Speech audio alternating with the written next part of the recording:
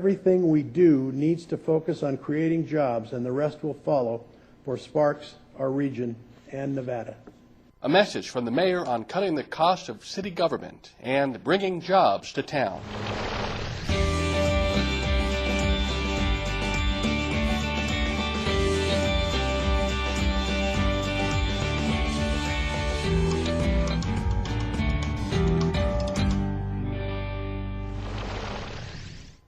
Hello, I'm Adam Mayberry. We begin today's Spotlight on Sparks with a report to you, the citizens, on the state of the city. Here's Sparks Mayor Gino Martini. A former mayor in another city in a state said he was the happiest mayor in America. Well, I have to tell you that I am the proudest mayor in America. Candidly, it was not too long ago. We all wondered if any local government, let alone our state government, could stay afloat. When I became mayor, we were already experiencing double-digit growth. Commercial and residential developments were booming. We all wondered and worried how we would and could accommodate the growth and required city services that come with it. In hindsight, those were good problems to have. However, those kinds of problems will not return for some years to come. Around mid-2006, we saw some warning signs. Development began to slow and tax revenue dipped a bit. Fiscal experts suggested our economy was merely going through a financial hiccup. And then came the housing crash in 2008. 2011 was a year of fundamental change for the city as our economy continued to weaken. As the state's economy and economic forecast continued to deteriorate, significant action was required. The city could no longer ask for wage and benefit concessions year after year, or reduce services to unacceptable and unsafe levels. So last year we committed ourselves to make a permanent fix. We were faced with another budget shortfall, this time more than $4.5 million. The alternative was to apply a Band-Aid that would never offer a solution. The city of Sparks radically reorganized in an effort to keep up critical or core services while working with far fewer resources. Led by City Manager Sean Carey, the effort is called the Sparks Sustainable Services Initiative. Living within a realistic city budget means making do with a workforce down 33% and revenue some 20% from just 5 years ago. Consolidations are visible all over City Hall, such as the new City Hall customer service counter that allows a minimal staff to serve citizens with multi-department needs, including paying sewer bills, getting building plans approved, or applying for various licenses or permits. The city also consolidated maintenance functions for parks, utilities, building facilities, and road maintenance into a single, cross-trained workforce. The new Community Services Department is a merger of the former Public Works and Community Development Departments. Moving the consolidated functions back into City Hall saves the city $400,000 annually. The city's fire prevention team relocated its office to Fire Station headquarters, saving taxpayers an additional $400,000 annually. As a result of the SSI program, our budget has stabilized, at least for the short term. We have some way to go before we see an upswing in city revenues. Our local and state economies remain fragile. Unemployment remains high, and the housing market has not returned to normal as hundreds of homes are still in foreclosure, with hundreds more expected to come. Even little things like timing tree trimming services with street sweeping schedules can save money. So do LED traffic lights and solar panels at city facilities. Yet ultimately, the solution to stabilize the city's soft economy requires more than a lean government structure. What Sparks really needs is jobs. Yay, yoo-hoo, I love it. This is great. It's the best news Sparks has had in a long time. Now Foods is coming to Sparks, chose this location, and have already chosen to grow. You can't ask for a better outcome than that. Now Foods, a 60-year-old family-owned business, just built a new facility in Sparks. It's about jobs. It's about putting people to work that are here in our community that can own homes, drive cars, buy things, and live in a great community. This is what communities are basically the building blocks that we need. And Now Foods is a solid partner that will be in our community for years. The company manufactures high-quality health food and nutritional supplements and offers the products at affordable prices. Now Foods' new production facility was supposed to mean just 10 jobs in the short term.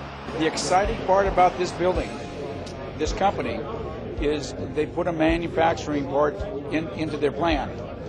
We were not expecting the manufacturing to kick in for 2 years because of all the FDA regulations and everything that they have to comply with. Sparks City Councilman Ron Smith led the effort to rein in local stringent rules. I want to give special thanks to Councilman Ron Smith. He intervened and got some of our existing rules and regulations changed to make this business successful. And that's the kind of teamwork it takes. Teamwork from the city level all the way to the top of the state turned 10 prospective jobs into 100 high-end jobs with benefits.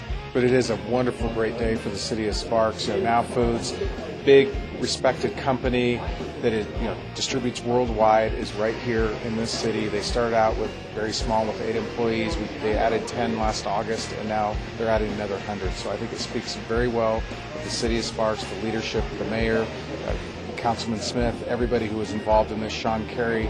I couldn't say enough good things about them for their being responsible for this happening. One of the things we talked about is by the end of 2014 that there'll be 50,000 new jobs in the state of Nevada. It's a very ambitious goal. I know that, but I think we need to shoot high. I've spoken with the representatives of EDON down south, the Nevada Development Authority, and the rural counties, the Northern Nevada Development Authority. They all know that they have a big responsibility in all this. And as I said, it's a team. We're working together. There's a room full of people that were responsible for Now Foods coming to Northern Nevada, and they're going to do just the same great work statewide. The number one thing that Brian Sandoval has done is work across party lines to build a streamlined approach. The days of one end of Nevada not knowing what the other end of Nevada were doing are over.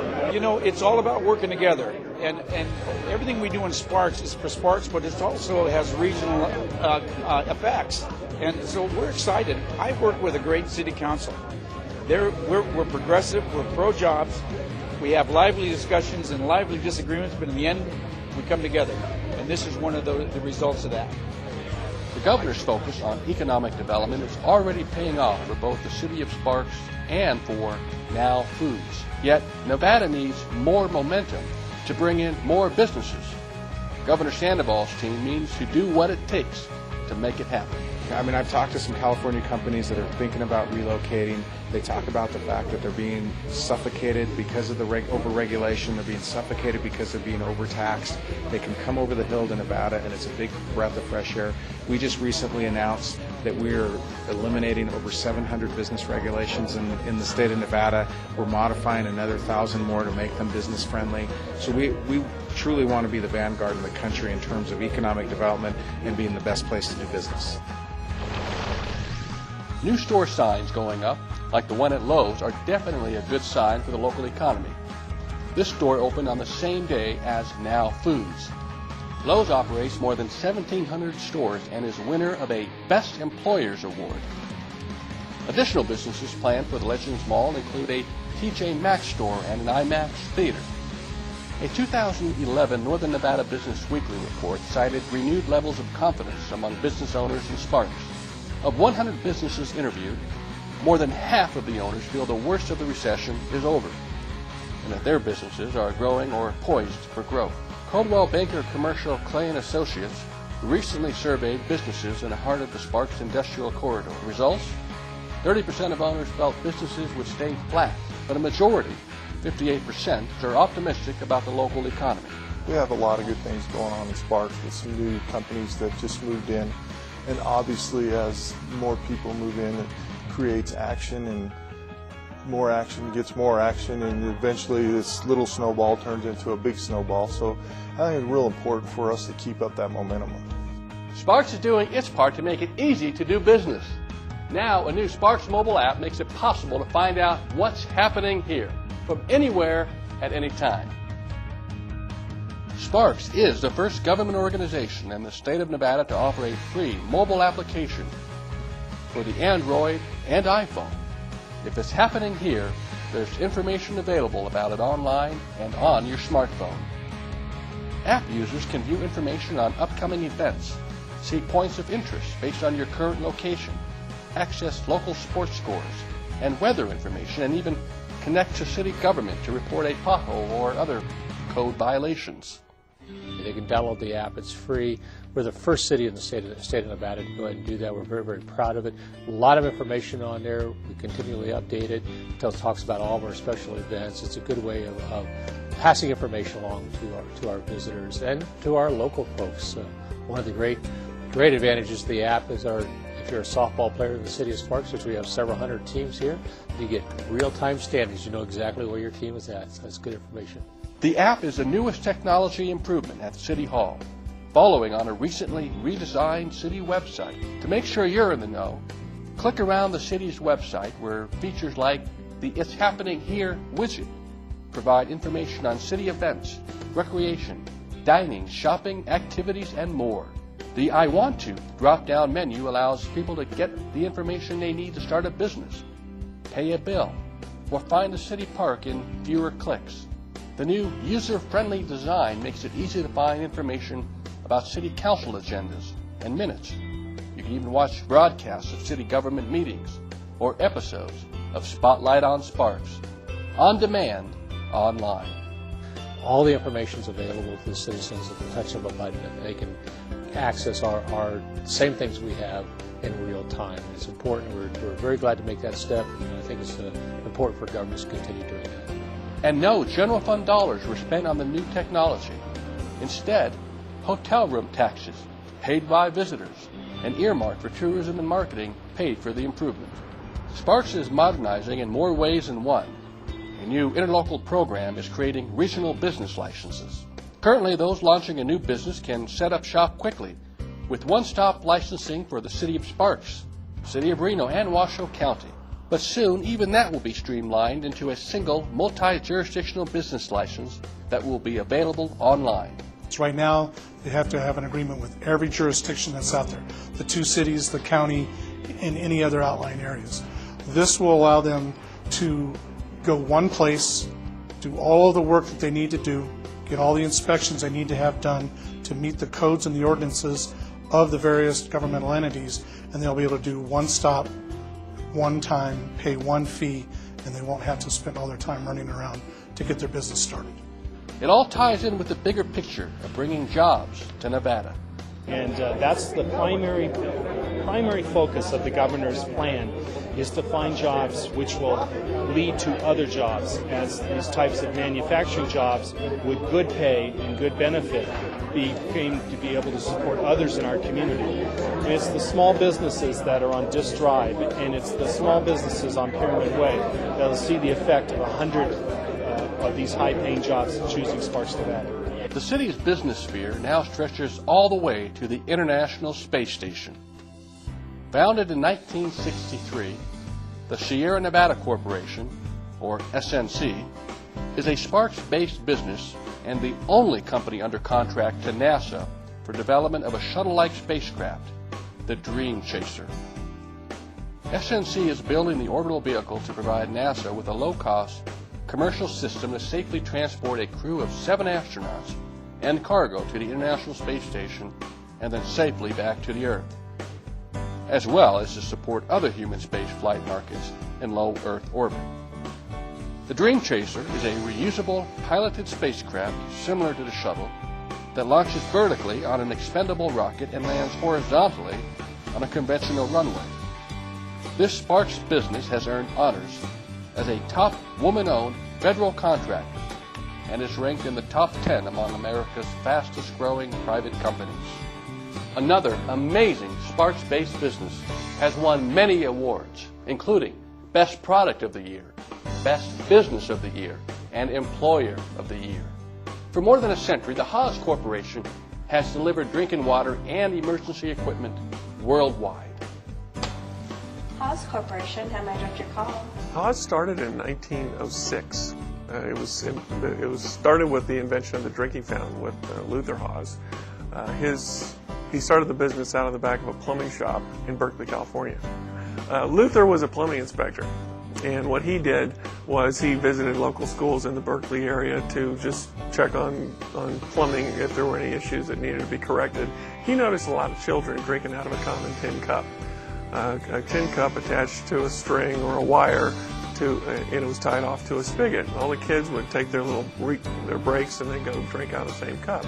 Obviously, there was a lot of disease being passed on at the time, and he just saw this as something that was unsanitary. So Luther went back to his plumbing shop and he took a brass ball off of a bedpost, drilled a hole in it, stuck it on top of a pipe, and then put a rabbit ear valve. So when you squeeze the rabbit ear valve, it would activate the water come right out of the top. And now you could get a drink without actually putting your lips on the faucet or the fixture. They're building lots of schools in California, and that, of course, went nationwide, and the plumbing code was now requiring drinking fountains. We've continued to be very successful with the drinking fountain piece of the business. We've more recently launched a partnership with Brita that gives us water away from home, filtered water away from home, a consumer brand that they can get out of a public fixture. It's a very green, using reusable bottles that, so that we aren't throwing bottles in landfills kind of a thing. About 20 years ago, we were really pushing to grow the safety side of the business. And obviously the safety side takes plumbing in a little bit of a different direction. Our safety showers and eye washes are going to be found in laboratories, petrochemical facilities, mining facilities, semiconductor fabs. Then we find in all kinds of industrial facilities where you have chemicals, basically, where someone could be splashed with a chemical, they could get it on their skin, get it on their eyes, and you need to immediately flush to alleviate the burn, get the chemical off, and dilute that as much as you possibly can very quickly to prevent further injury. So it really is a unique product from the standpoint of your shower at home might give you 3 gallons a minute. This would give you more like 20 gallons per minute. 1980s, 1990s, with compliance for OSHA, that business really grew, and now our business is really about half fountains and half safety. It's tough running a business in Berkeley, California. Go back to the 1970s, it was probably as tough then as it is now. Just not really welcomed in California in general. We had labor issues, we were unionized in Berkeley, and we just saw, as we drew a radius around Northern California where we could go, we found Reno was the closest place, Reno Sparks, and so here we came. In 2000, 2001, we completely shut down our California operation and became a Nevada corporation. So we brought up IT, we brought up HR, marketing, everything came up here at that time. I had a note from the mayor about 6-7 weeks ago, and it was just a little congratulatory note, and he was here within a couple of weeks. It was just a great experience. Just call the mayor, and he comes right over, and you have an opportunity to spend some time with him. He hears what your issues are, and I got to tell you, whether it's dealing with permitting or trying to grow our business, which we are, we're hiring people, we're expanding parking lots. The city's just been fantastic to work with. Fire, police, all that kind of stuff is just, they're fantastic. And it's a great place to raise a family. It's a great region to attract high-quality employees to, quite frankly. It's a great place to work. It's got a great benefit package. It's close to where I live. It's a very clean place to work, nice people. Part of it is Sparks. I think if it were in Los Angeles, I would have to weigh the differences. I love the small aspect of it.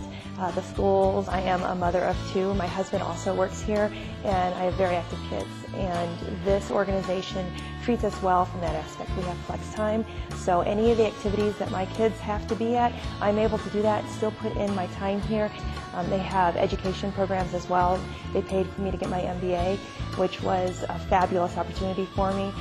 If we were to live or headquarter in another similarly sized market area, we wouldn't have the air service that we have here. We wouldn't have the access to Northern California, wine country, Bay Area, things of that nature, Lake Tahoe.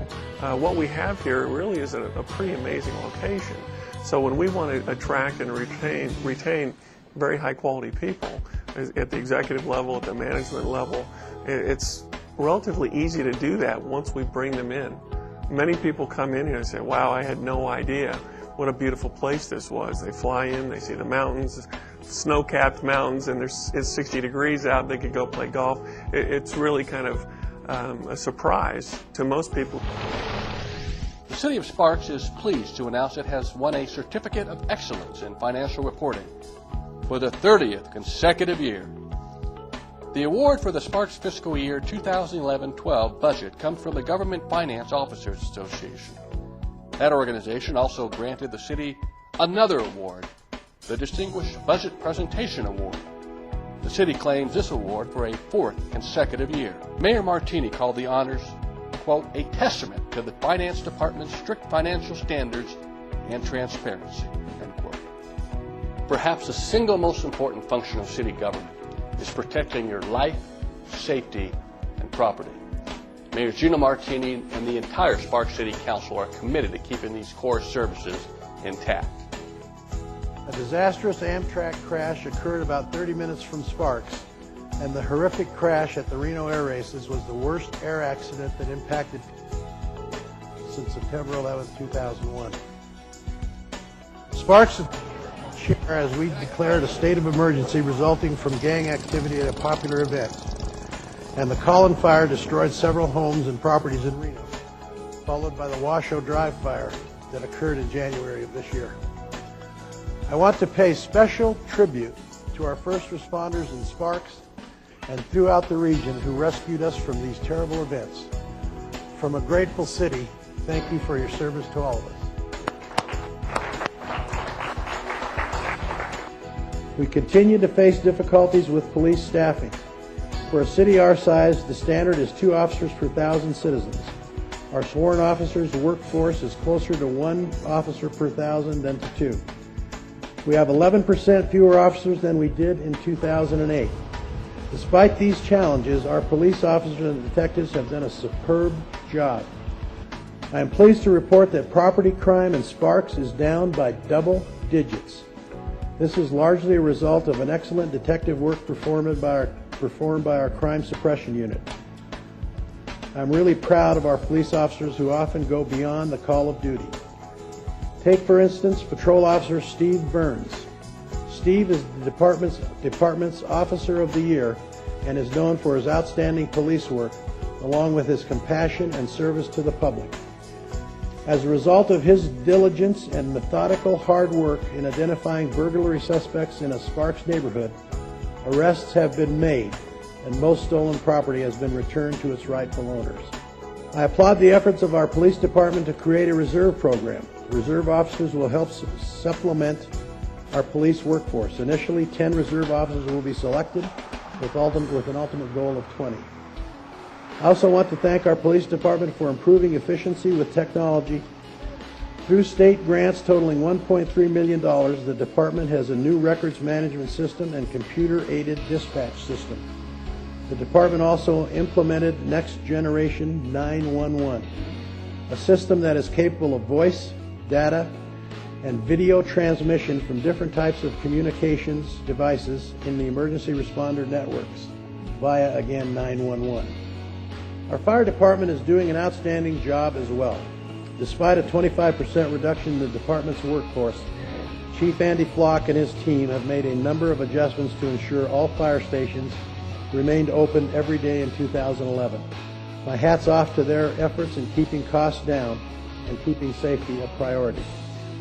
Through a community risk assessment, it was determined that maintaining a quick response to the majority of incidents would have a greater impact in changing outcomes for the better, rather than keeping 4-person staffing that would require closing fire stations. Last year, our fire department was innovative and aggressive in their efforts to address the critical fire and rescue needs by partnering with private sector and raising funds through grant programs. With assistance from Kinder Morgan Energy Partners, the department acquired a new foam truck. The fire department received $57,000 FEMA grant to purchase and install smoke detectors and other warning devices in residential structures not equipped. Project SAFE is in its second year. Our fire department was also successful in obtaining a $500,000 grant from the Department of Homeland Security to replace all portable, vehicle, and base station radios. We also received a state grant for more than $100,000 to purchase rescue equipment. These valuable grant awards represent just one highlight of the fire department's success this past year. We also honor our troops serving our nation so that we may continue to enjoy the freedoms we have today. To honor our troops, we partnered with the Blue Star Mothers last year, who provided banners depicting our very own brave men and women serving our nation. They're depicted on lampposts on Victorian Avenue and Victorian Square. These banners are a special tribute to those in our military families. The Sparks Senior Center on Richards Way was in danger of closing after Washoe County announced budget cuts. Concerned citizens turned to Sparks for help. The Sparks City Council unanimously voted to save the Senior Center by picking up some $92,000 annually in staffing costs to operate the center from 9 a.m. to 5 p.m. Monday through Friday. And the county was struggling to be able to meet the needs of the seniors in our community, and Sparks took a look at that and said, we're not willing to let the senior center close, and so let's figure out how we can partner, how we can work together to keep it open. There's just so many limited resources, and that's such an important population for us. Particularly in my ward, in Ward 1, the older part of the city, there's a lot of seniors who really depend on that senior center for the opportunity to socialize with their friends, to have a good meal, to get some exercise. It really is. It just so contributes to the quality of life in our community. So there was just no way that this council was going to let it close if there was something that we could do about it. The agreement allows the city of Sparks to gain another facility for additional recreational services and increase its senior activity program. 80% of you, our residents, ranked overall quality of services in Sparks as good to excellent. The annual Public Attitude Survey looks at a variety of city services from public safety to transportation. Among the findings,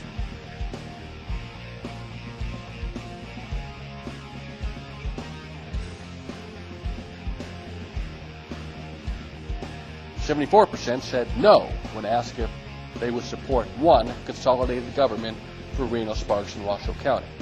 That's a 7% increase from the previous year. I think that number stayed pretty consistent since we started the survey, and I think what the citizens are saying is that they like the way that they're being governed here. And I think when you look at some of the things that have happened in the past with Reno and Washoe County not getting along, I think they're perfectly happy to stay with the way we're doing things here in Sparks. To check out the survey findings for yourself, go online to SparksIt'sHappeningHere.com. To learn more about what makes Sparks and It's Happening Here kind of town, visit the Sparks Heritage Museum. Now, after more than a quarter century of preserving the past, there's something new. A new cultural center on the top floor. Downstairs, yesteryear displays show life from before the settlers to the founding of Sparks in 1905. So now, on to the city's future. Let's go back to Mayor Martini's State of the City address for a look at what's in the works for the year to come at City Hall. We are committed to working together for the betterment of our region. We know, for instance, that economic success in Reno is also our success, and vice versa. We all must work together, counties and cities alike, be blind to borders, and identify the right kind of businesses that will prosper and create jobs in Sparks, the Truckee Meadows, and beyond. Last year, following the legislative session, we began an effort to help the state form an economic development structure. Our city manager chaired and helped spearhead an orchestrated effort called Recharge Nevada, a partnership with the region's local governments, economic development agencies, and educational institutions to ensure unity as we move forward in rebuilding our stalled economy. Additionally, the state has offered incentives as an economic development resource. The final economic development structure is a work in progress, but we have come a long way in a short time. We know that the City of Sparks will have far more to contribute and will be engaged in helping our current businesses grow and be successful, as well as attracting new businesses and industry to our region. I know that our residents, business owners, employees, and visitors are counting on us to make a difference now more than ever. We are ready to meet the future and serve your needs. Thank you for your time today, and don't forget our website, www.cityofsparks.us, and follow us on Facebook and Twitter. Thank you for being here today. God bless you. God bless the City of Sparks, Nevada, and God bless the United States of America. Well, that sums it all up pretty well, Mayor Martini. That's it for this installment of Spotlight on Sparks. I'm your host, Adam Mayberry. Thanks for watching.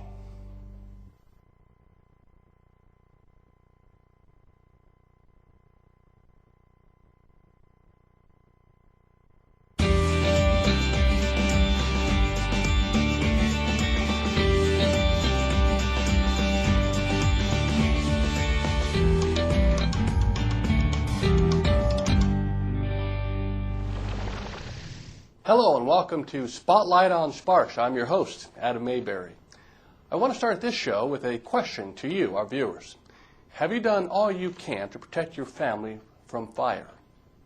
Can you calculate how much defensible space you need around your home? Do you have an evacuation plan? Would you know how to rebuild? Would you know how to recover? If you've answered no to any of these questions, you can learn some answers on this Spotlight on Sparks. Who could forget the Collin Ranch fire on November 19, 2011? The blaze burned across our TV screens and our hearts. Before it was contained, it would cover 2,000 acres and claim 29 homes. Still raw, residents found themselves watching and worried just 2 months later. The Washoe Drive fire flared to life in January of 2012. This time, some 2,000 people faced evacuation orders as hundreds of firefighters fought to save lives and property.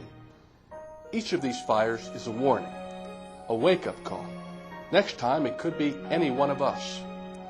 That's why the Sparks Fire Department wants to make sure you know what you need to know about living with fire. No agency can handle some of these large-scale emergencies by themselves. They have to be very dependent upon their neighbors and friends, if you will. Other jurisdictional fire departments, a lot of times we're very reliant upon health services, animal control services, law enforcement, and many, many other agencies to manage these large-scale events. In fact, there's a long-standing system of mutual aid in place among fire agencies. Generally, a call for help goes first to the neighboring fire department.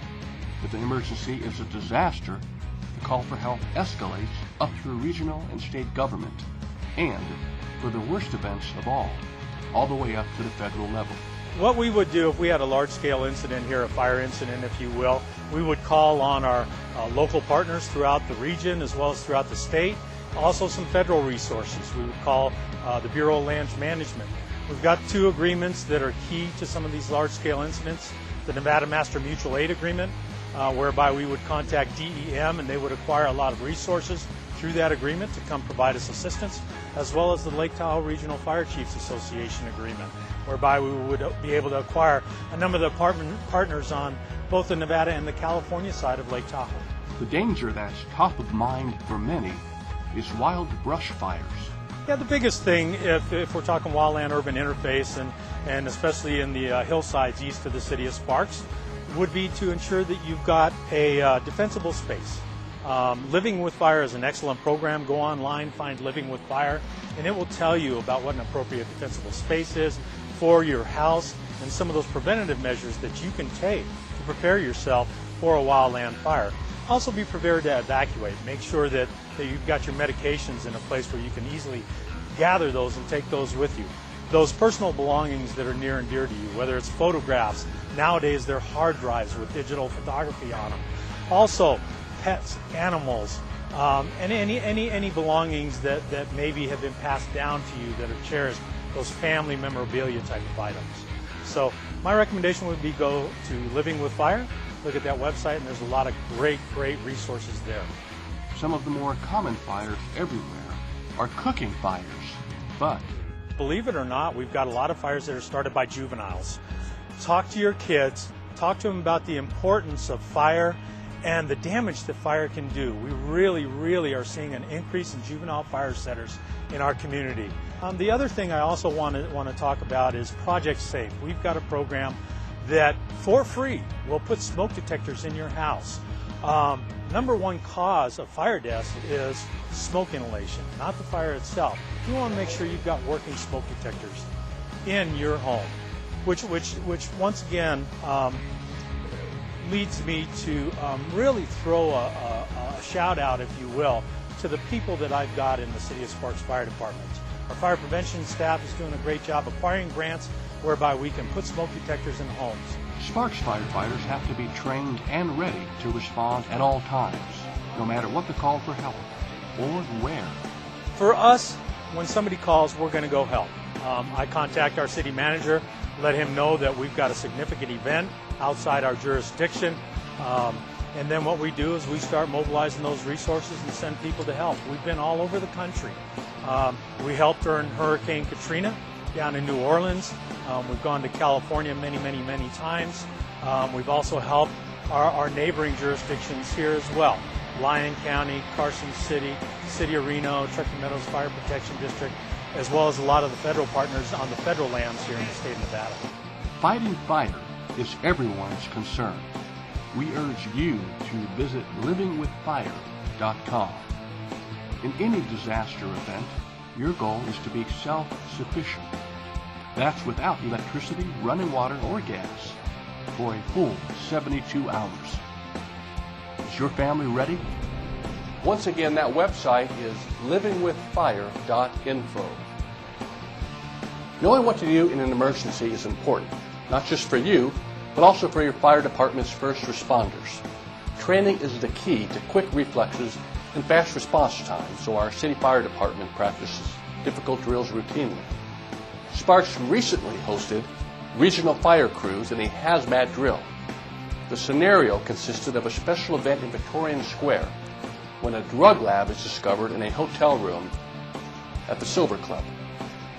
And this is the closest to the real world that we can get, and it's important to be able to have the guys look at things differently from not a fixed facility, not a predictable type of environment. This actually puts all the single step tools together to go into an unknown situation, mimicking an active hotel, and go in and actually have a hazardous materials incident. Not only have to go in and identify what the problem is, but perform some rescues. Today is a situation that we have Saturday at the Rib Cook-Off. Obviously it's August or the 1st of September, Labor Day weekend. So all of downtown area is very populated. We have a special event. We have a lot of vendors, and this is a big economic draw for the city of Sparks. The scenario is that we have a fully occupied hotel structure, and some of the residents inside the hotel start complaining of nausea, vomiting, shortness of breath, burning sensation when they breathe, burning in their eyes and in their nose and throat. So most of them self-evacuated. The staff of the hotel tried to evacuate everybody, but got to the point where this burning sensation was too much, so they think they got everybody out. The scenario that we have set up is that our first engine company gets on scene and touches bases with the manager, and they realize that this is way beyond what just us as an engine company or a fire department can handle. So they ramp up the hazmat team to a level 2 hazmat, get all resources in the valley responding, so we can come and actually figure out what the problem is. The first in crew comes in, they get some intelligence or get some feed that there's somebody inside that is calling them on a cell phone that has been overcome by the sensation of the burning and unable to breathe, and he's still talking on a cell phone, but he can't mobilate or move to the outside of the building. So we have to do a rapid rescue on the front side. So we go in and do a rescue, and then go ahead and come out. Then we simulate that we have a chemical lab set up inside. So now we need to go in and do not only figuring out where the problem is, but what the problem is. And there's various different steps to do that, and different levels of chemical clothing that we use. The first steps are done in just regular fire clothing, turnouts, and a breathing apparatus or SCBA, so that they're not breathing any of the bad chemicals. The majority of the hazardous materials incidents that we go on can be dealt with in such a manner. But there are a few chemicals that will really affect and go right through the suits. And that's when we have to use a fully encapsulated vapor protective level A suit. It's extremely important that we train together with the City of Reno. We do it at least once a month, and that cooperative effort in a small valley or county as Washoe County, we need to try to share those resources.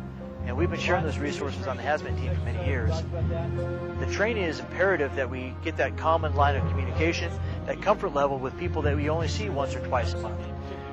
When we get called to respond as a hazmat team, that's not the time to shake hands and get to know one another. That's the time that the problem needs to be solved.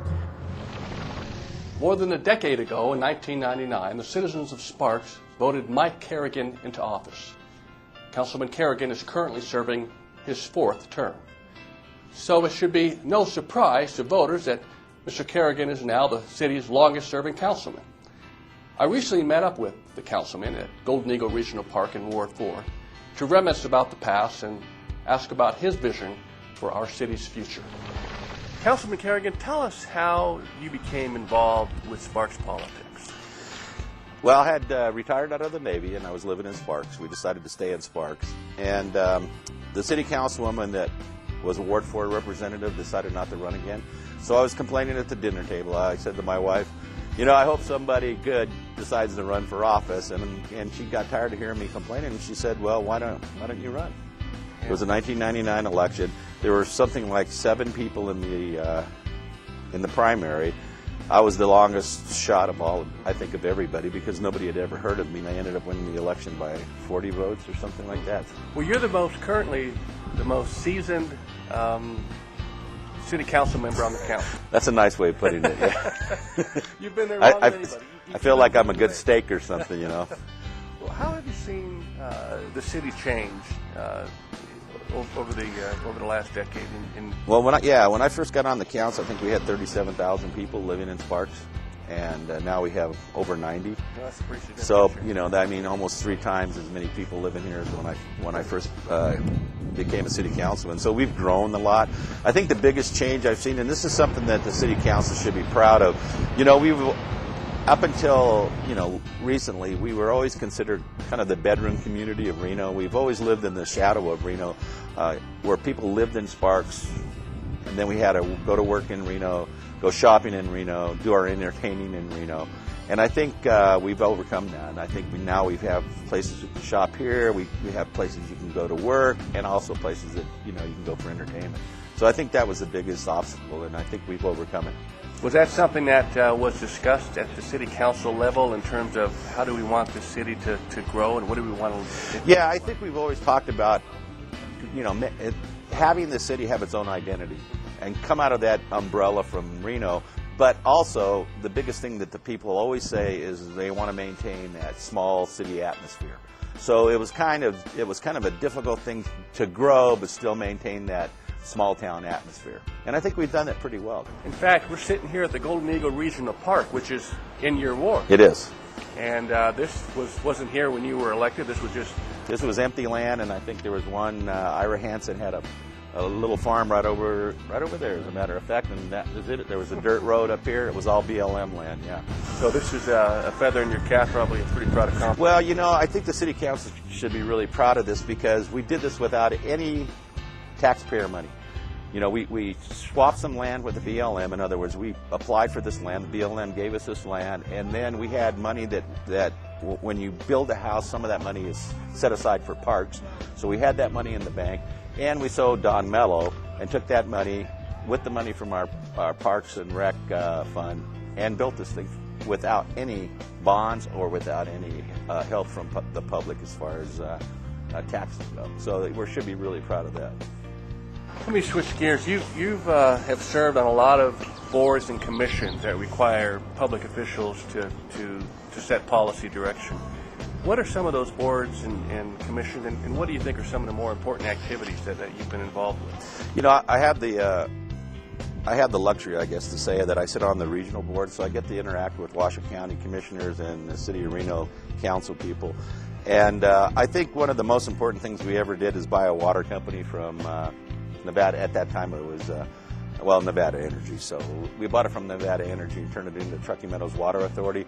I think that was probably the biggest accomplishment of any regional board I've sat on. You've contributed a lot to the city. What is it that makes you want to continue to serve the citizens of Sparks? I mean, what is it that really makes you tick, if you will? You know, when you think about that question, some families are, you know, I guess the tradition is to be firefighters. Some are policemen, some are engineers. I guess the Kerrigan family, we've always been public servants. You know, I've been on the city council. Before that, I was in the military. My wife, Cora, is a school teacher. My oldest daughter, Ashley, is the state director for Senator Dean Heller, so she runs the state office. And then my youngest daughter is an officer in the United States Navy. So I guess it's just in our family to serve the public. It's very satisfying to do that. What do you think will be is in your future? And I'm not asking to make any bold announcements. You want me to announce what I want to do next? But because we'll be running this program for many months to come. But But what is it that comes to your mind? Because term limits is going to take a toll on you here in a couple of years, as we're talking, a little bit more than a couple of years. And so you want to continue to serve in public service? You want to retire? What comes to your mind? Or is it just simply too early to talk about that? Well, no, I don't think it's too early. I think that the public will let me know. You know, they're my bosses, and if something comes up in the next, you know, I have about 2.5 more years on the city council, and if something comes up in 2.5 years and somebody gives me a call and says, hey, we really want you to do this, I'll probably look at it. I mean, retirement is, you know, I retired out of the military and found myself at home by myself, so that wasn't a whole lot of fun. You know, my wife is still a school teacher. I don't know if she'll ever quit being a school teacher because she loves it so much. And I really enjoy serving the public. So I think what will happen in these 2.5 years is that somebody will come up to me, and if they want me to, you know, run for something else, they'll say, hey, you know, it could be the Assembly, it could be the state Senate, it could be mayor. I mean, I don't know what comes up. If somebody wants me to do it, I'll take a look at it. If you were to hang your hat on 2 or 3 real key items since you've been on the city council that you're proud of the most, what would those be? There's things we do every day that, you know, people don't realize. And, you know, it's like, oh, we widened Vista to 4 lanes. I mean, that sounds really trite, but people out here that lived out here thought that was the greatest thing. And it took 9 years. I mean, that's how slow the wheels of government work, but it took 9 years of me really chipping in people's ears to go, hey, we need that widening out there. And finally, after 9 years of talking to the RTC, we finally got it done. This is a great facility out here. So, I mean, buying the water company, I think, was the best thing that we've ever done, because now our fate's in our own hands, and the citizens and the owners of that. We're all owners of the water company, and we're calling our own shots. And to me, what really sells this town are the people that live here.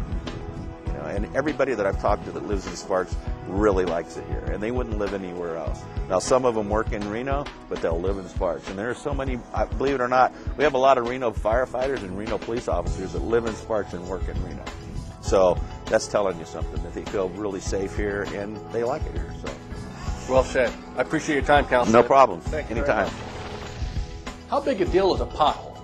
Well, it all depends on the pothole. Some may not be too noticeable, but if you've ever encountered a bump in the road that really bugged you, then you will appreciate the City of Sparks road crews paving the way to smoother surfaces and calmer commutes. It's a daunting task. There are only 6 employees to take care of 600 lane miles of Sparks roadways. You may have noticed ongoing road work throughout Sparks neighborhoods. Yeah, there are 3 categories of pavements that we prioritize. They are for preventative maintenance, corrective maintenance, and rehabilitation. And the PCI values for those 3 categories range from 100 to 70 for preventative maintenance, 69 to 40 for corrective maintenance, and below 40 is rehabilitation. John Erickson, the city's transportation manager, explains the Pavement Condition Index, or PCI. What the City of Sparks does is go throughout the city and inventory the Pavement Condition Index, which is a PCI. That PCI ranges from 0 to 100, 0 basically being a dirt road, with 100 being a brand new road, which is exhibited here on Richards Way, which was just completed. For example, what's down the road for Richards Way? How long will a repair like this last? Approximately 30 to 40 years. And so that's not to say that we wouldn't do maintenance on that roadway. This road will receive a slurry seal in about 10 years. About the 20-year time frame, we would do some corrective measures, some deep patching, and come back and re-slurry the roadway. During the course of the year, we would crack seal the road to make sure that all the cracks are filled up so that water doesn't infiltrate and degrade the paving. We have a real high freeze-thaw situation here at the city, or within the region, I should say. And basically what the freeze-thaw is that we get water in the pavement, it thaws out during the winter and then freezes at night, and so we have a lot of freeze-thaw here within the region. Local contractors handle the heaviest repair work. The city's pavement management program inventories, assigns a PCI range, and prioritizes roadway repairs. Based on the PCI and funding available, we take that priority of projects to City Council for review each year and get a budget authority approved. Getting through City Council budgeting is just job one in planning projects. There is quite a bit of coordination. We coordinate with our sewer and utility division to make sure that if there's a sewer or storm drain line that needs to be rehabilitated, we coordinate the street project with the utility project, as well as Tumwa and NV Energy. If they have a facility that needs to be rehabilitated, we'll coordinate the street project with those facilities. The recently completed projects is obviously Richards Way, is where we're here today. Third and Quail, P Street, and DeVere were just recently completed. So, where's next on the pavement priority list?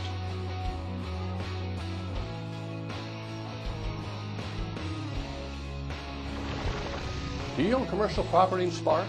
You want to sell it? Maybe clean it up a bit first? Well, if so, then you need to know about new federal funding that may be able to help you. To find out if you qualify, contact the City of Sparks and ask about the Brownfields program. Now here's how it works. We have a drill rig here today, and we are taking soil and groundwater samples, and we will take those samples to the lab to verify that there either is contamination or there's not contamination. We are looking for petroleum and hazardous materials. The property owner, this is a program at no cost at all to the property owner. We received a grant from the EPA to help and assist property owners to get Phase 1 and Phase 2 environmental assessments done on their property. The properties are generally located in the redevelopment district. They're properties that have had past use. These properties are generally things like old service stations, properties that have had underground heating oil tanks, properties that maybe have been used for light industrial use. We are going to hopefully start seeing some redevelopment because of this grant, especially in this economy. Any development is exciting, but one of the first steps is you're going to have to find out if your property's been contaminated or not. Phase 1 is basically a paper research of the history of what's happened on this property. So it identifies if there's any potential contamination on it. If there is any potential, then we go into a Phase 2. And we have, in this grant, we have money to do Phase 1s and Phase 2s. We've surveyed 22 properties so far, and 9 of them have been found to have no contamination on them. So they're cleared to go for redevelopment, so that's good news. And then 9 of them we're looking at right now doing Phase 2s. That's exactly what's going on behind us. We have chosen these sites based on their location and the owner's interest in redevelopment. So now what we're trying to do is we're either trying to verify that there is contamination or verify that the sites are not contaminated. Anybody who's going to be looking at redeveloping or selling their property, the banks most likely are going to require that you have a Phase 1 because they don't want to take on the risk of giving you a loan and then finding that there's major contamination. A Phase 1 typically costs about $5,000, so it's saving the property owners about $5,000. And then if we have to do a Phase 2, generally they run about $15,000.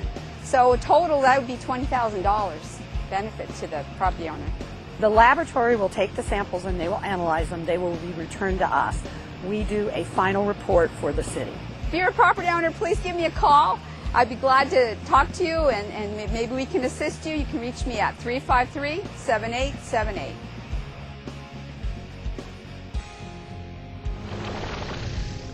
When most of us think about a fire department, we think of the men and women riding on the big red trucks. But there's a lot more to running a fire department than just operations.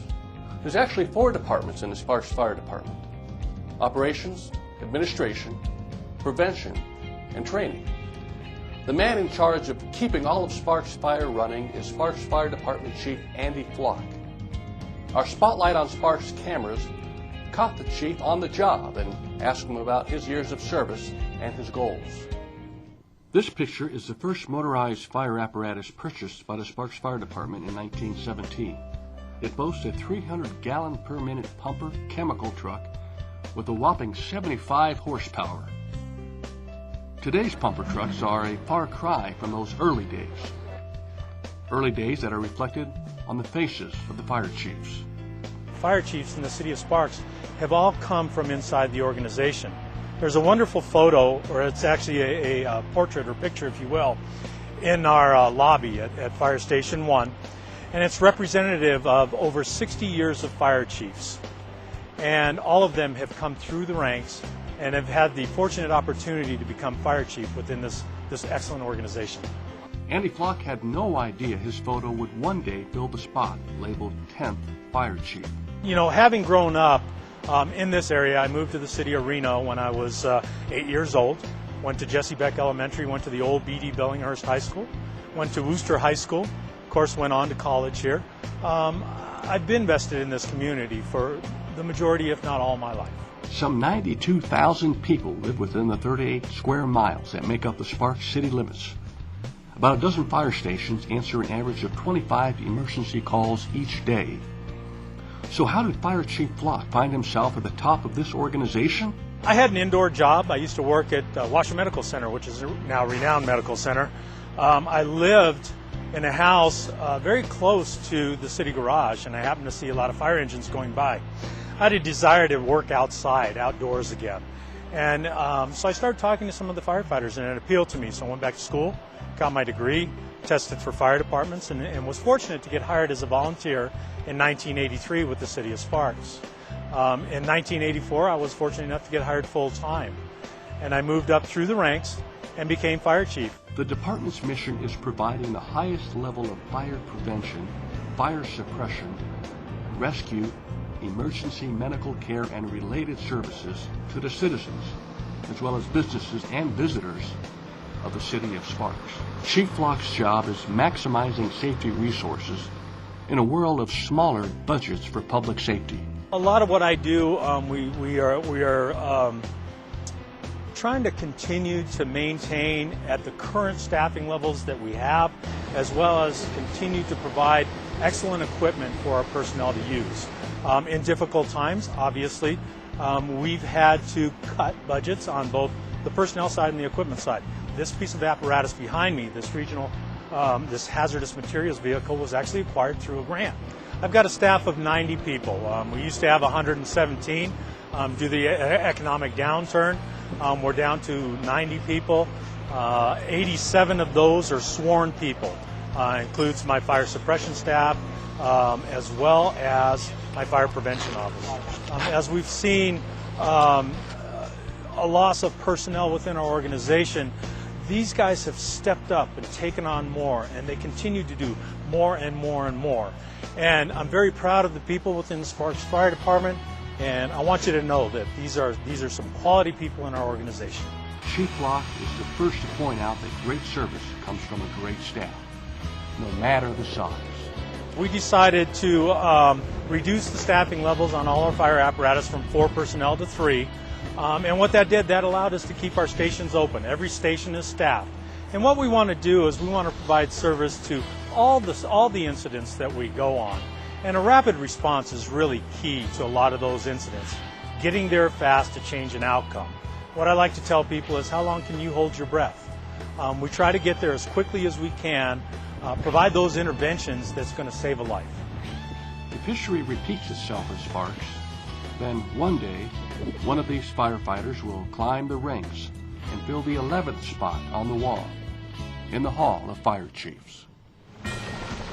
We close this installment of Spotlight on Sparks with the Mayor and City Council honoring U.S. Olympian Jake Dalton. Jake was one of the 5 members of the U.S. men's gymnastics team at the London Olympics. Jake, who is from Sparks, represented his nation with grace and dignity. We are proud of our hometown hero. Well, we're just about out of time, and that does it for another installment of Spotlight on Sparks. It's happening here. We hope you enjoyed meeting some of the city staff working for you, and we urge you to visit livingwithfire.info, because the information there saves lives, and because it takes a community to survive a wildfire.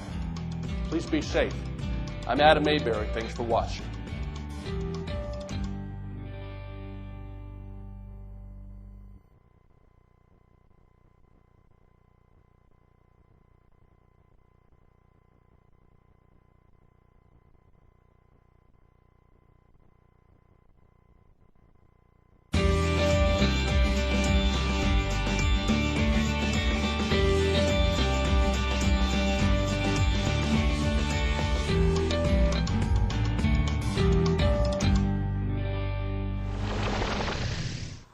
Hello and welcome to Spotlight on Sparks. I'm your host, Adam Mayberry.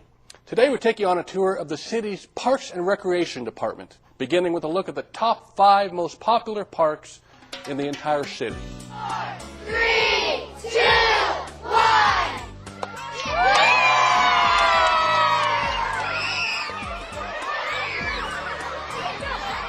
Well, thank you very much. I think the first thing to say is this is an investment in your smiles.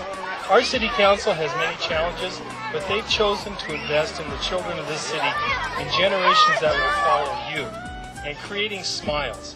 So as you use this equipment and you use this park, I want you to know that this council and this city made an investment in your smile. Our family-friendly town is known as a great place to raise kids.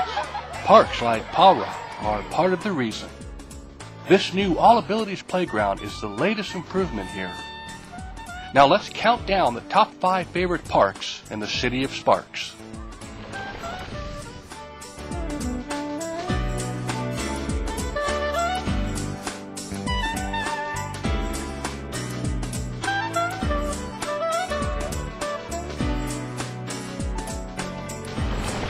Our visit with the city's Parks and Recreation Department continues with a look at the most popular sports facilities.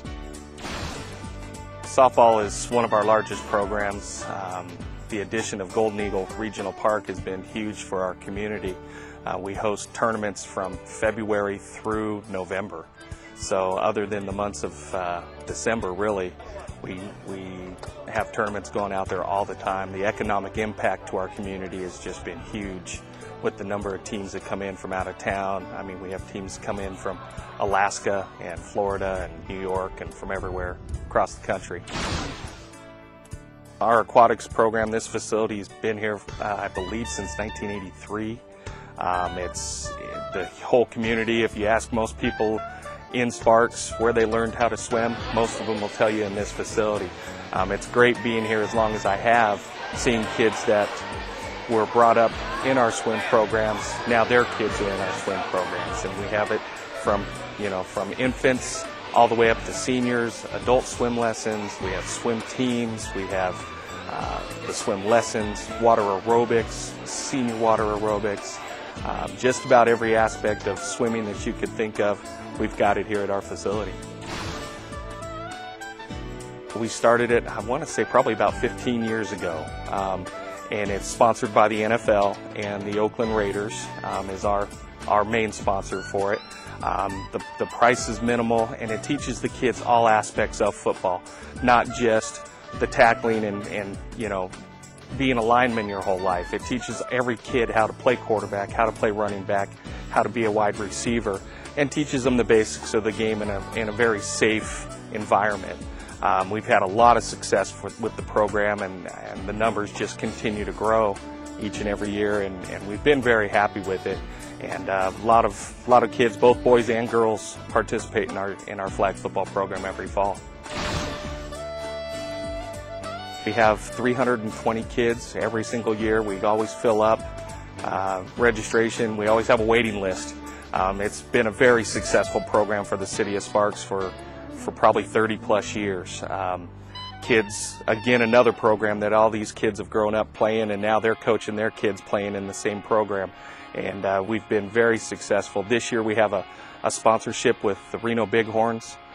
We've been able to purchase 2 new scoreboards, and they're assisting us in some of our other fundraising activities for the program. So we're real excited about that sponsorship and that partnership with the Reno Bighorns.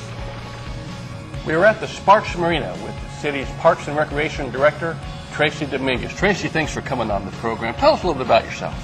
Hi, Adam. I've been here for 19 years, made Sparks my home, and my husband and 2 children absolutely love the area as well as all the programs provided by Parks and Recreation. Well, we're sure glad you're here. I want to ask you a little bit about the Sparks Marina. This is a gem for the city. It is a very popular destination throughout the region. We just made some improvements here. Tell us a little bit about those improvements. Sure. The recent improvements have been in an effort to recruit more event producers to our area. The improvements include more spectator area for watercraft events, as well as more turf area for booths and vendors, as well as complementing the 2-mile path that goes around the lake. Can you tell us a little bit about the events and activities that take place at the marina that many of our viewers may not be aware of?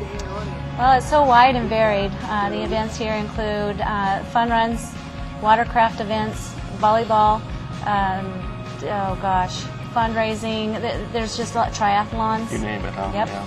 Let me ask you about another very popular destination in the city, and that's the Golden Eagle Regional Park and Sports Complex. It's very popular. Tell us a little bit about that park, what takes place out there, its uniqueness. Golden Eagle Regional Park is a huge success, and it's known across the nation as one of the best facilities around. We are at 95% occupancy rate when it comes to tournaments on weekends, so it is a year-round facility with 13 fields, 2 on the way, and we accommodate all the youth sports programs in the area. Do you have any future plans for that facility? Future plans, we're trying to get the public input right now, but possibilities are more turf fields without lights, for example, because we just need more daytime practice, and we need trails and possibly a dog park. I know there's a restaurant out there as well, so it is very popular indeed. Let me ask a little bit about what the city is doing to earn its branding as a place where there's always something going on in terms of all the special events. That's what makes Sparks unique. What can you tell us about your role?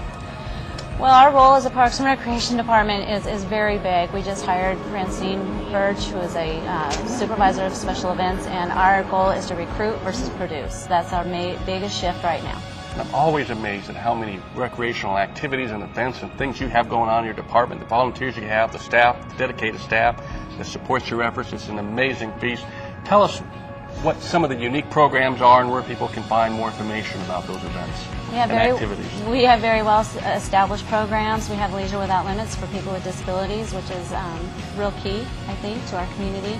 We have senior programming as well as Dig It volleyball program that people might not be aware of for the girls in our community, as well as Just for Kicks, which is soccer for little kids. Where can they get more information? More information is always available at sparksrec.com. Yeah. Tracy, thank you so much for your service and for coming on the program. Thank you, Adam.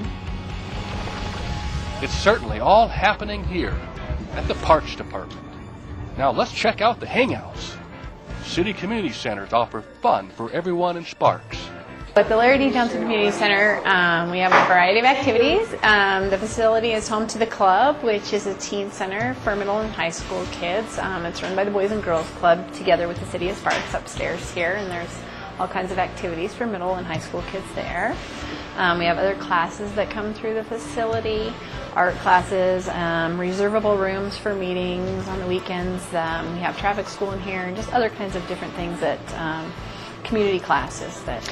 For this facility, right now we offer a yoga class, we have art class, we have in the summertime we have a playground program that operates out in our playground here. Anybody can come to go to the club. You have to be a member of the Boys and Girls Club, which is at low or no cost, and it's an annual membership rate, and you can drop in anytime after that. Golden Eagle it's a gem. It's one of the nicest complexes in the entire United States. One of the players, Brett Helmer, that plays on the USA national team, has played at our complex twice, and he's played everywhere you could think of, even at the National Stadium for ASA, and he considers Golden Eagle the nicest complex he's ever played at. By now, you know of all the sports, parks, and community centers to visit. But did you know that the Sparks Parks Department can also take care of the children and seniors in your family? Sparks makes family care affordable.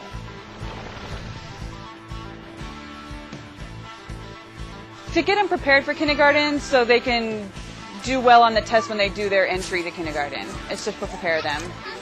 Full-time cost for a Sparks resident is $406 for a 4-week session. In the morning, what they do is they have a free time till 9 o'clock, and then they do have centers that they go to each day, and then they'll go and do art stuff. They'll do whatever the theme of the week is. And it also involves different letters of each week, and that's what they focus on. They do the lunch and nap, and then in the afternoon they do they do the centers again, and then they'll do arts and crafts stuff in the afternoon. And then in the summertime we do the field trips during the day. They learn their basic, like the alphabet, and it's not just childcare, they're also learning so they can get prepared for kindergarten. It's all City of Sparks employees, and we are licensed through Washoe County Social Services, so all of them are CPR and first aid certified. We offer a Kid Connection program before and after school at several elementary schools in Sparks. Generally about 2 hours before school starts in the morning and about 3 hours in the after school. For kids, it's a place for the kids to come get some homework done, do some recreation activities, play with their friends. It's great for the parents. It provides opportunity for working parents to have a place for their kids to go. It's directly, in the multipurpose room or at the schools, so it's convenient for the parents. It runs on all school days, and we accommodate early out on Wednesdays and during conference weeks. We're at Jesse Hall, and the parents of the kids, that attend this elementary school are here. We have 14 elementary schools in Sparks that we are at, so it's a good majority of the schools in Sparks. On a daily basis, we have somewhere in the neighborhood of about 500 families at any given time in Sparks. That's a combined number at all of our schools. The cost for the before school program, we have two rates. An early payment discounted rate is $5 a day for before school, and it's $8.75 per day for after school. And then there's the regular rates are more expensive. The after school is $12.25 a day, and the before school is $7 a day. The staff are hired through the city Parks and Recreation Department. Most of the staff are high school and college students. And then we do, different staff trainings throughout the year with regard to child abuse training, CPR training, things of that nature. So the day is kind of broken out into different segments with different activities planned, including, of course, homework.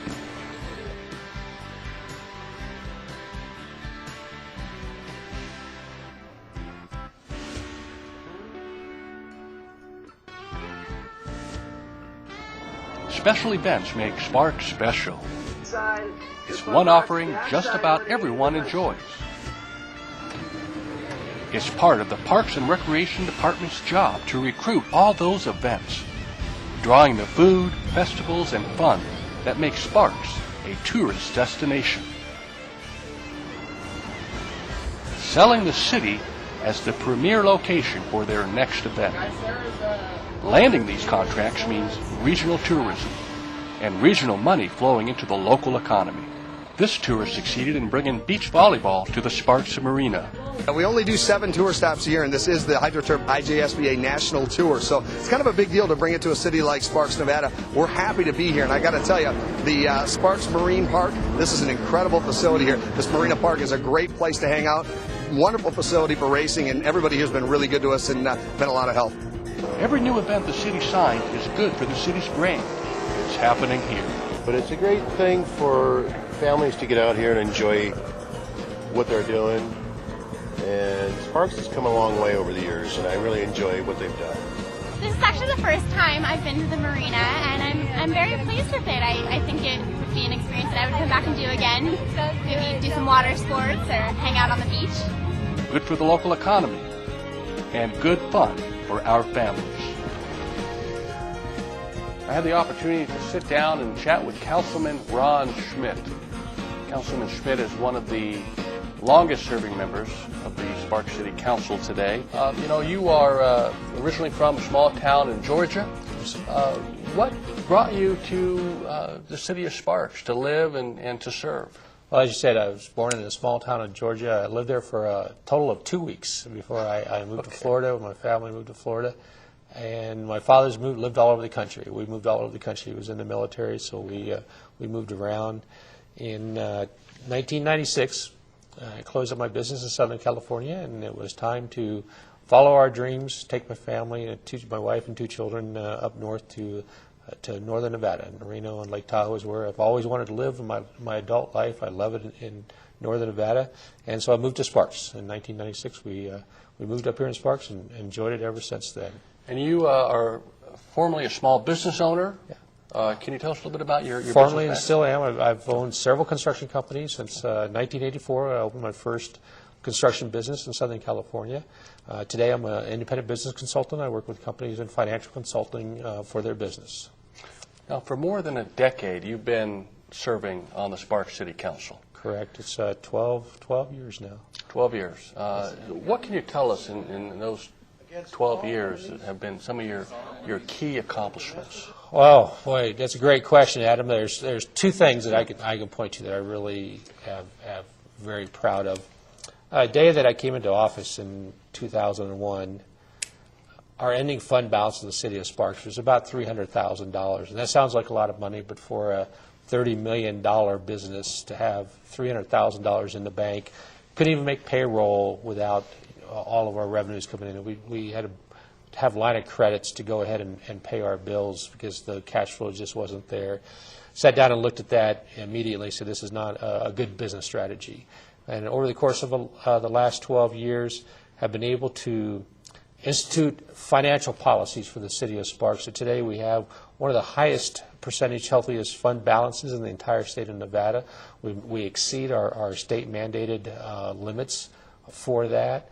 We've been able to institute, rainy day funds. Things are going to help us in the future, and I think that's a great accomplishment. I know it's taken a long time. We had our good times, we've had our bad times during those 12 years, but the best ending fund balance is our last one. We're just ending up in 2012. We have a very, very healthy fund balance, and that's great for the city. That helps us in our future of the city. Also helps us in case we have another downturn, economic downturn. And I'm very, very proud of that. I think that's something, that's our job, is to be good stewards of taxpayers' money, and I think we've been able to do that. The second that I think is a great accomplishment it will be a lifelong tribute to the city of Sparks, and I think that's the Legends Shopping Center. I think the shopping center is a timeless center. It has some wonderful, over $20 million worth of artwork inside the shopping center. And it's a place people go for a community to meet and greet. It's now a place to stop on the freeway for people. So yeah, I know where Sparks is at. Sparks is on the map, Shields Sporting Goods Store, and the Legends Shopping Center. When that is finished in 10 years or so, that's going to be a timeless piece for the city of Sparks to be proud of. Indeed, it certainly has become an attraction, and will be even more so as it completely builds itself out. What would you want people to know about the city of Sparks that may not live in the city but live in the region or live outside our borders? I think some of the things I want people to know is that we are a great city to live, a great community. We have a great quality of life here. Has stable government. We have a very good business environment for business to come here. We have a great family park and rec system. Granted, we're struggling to go ahead and keep up with all that, but at the same time, I think when it comes to a place for cities to live, to raise a family, to be a good, productive in business and human being, the city of Sparks is a great place. Now, you have a couple years left in your final term due to term limits. Yes, sir. What do you see for the future of our city 10, 20 years out? Well, I think that the city of Sparks, nothing but best things. I don't see things that are on the horizon that could be hiccups. We pay close attention to the financial stability of the city. We're going to continue trying to grow our business sector, continue trying to grow our tax base, continue looking out into the future. In fact, this year we're going to institute 3 years ahead financial look-aheads instead of 2 years, so we can continue that going on. Borrowing any major economic downturn or problems within the structure of the state of Nevada that could hurt us, I see the city of Sparks only continuing to prosper, and the business here continuing to prosper, and the people continuing to prosper. I think it's the future for the city of Sparks is as bright as it has ever been. Still, we have to pay attention to our problems that we have from the outside economics that could cause us issues. But I think we still have all reasons to believe that 20 years from now, the city will still continue to be great and still have great things for its citizens. Now, in addition to serving on the city council, you also serve on some very important commissions and boards for the city of Sparks. What is one of the more important boards that you serve on, and some of your contributions? Can you tell us about that? Sure, Adam. And one of them is that you've been a great help with me for the last 4 years that we've been working together on the tourism and marketing. Sure. I can't say enough about how important that commission is to reach out to the special events community, to reach out all across Reno, Sparks, and Nevada, as well as the entire country for special events to come in and help generate the importation of tax dollars into our community.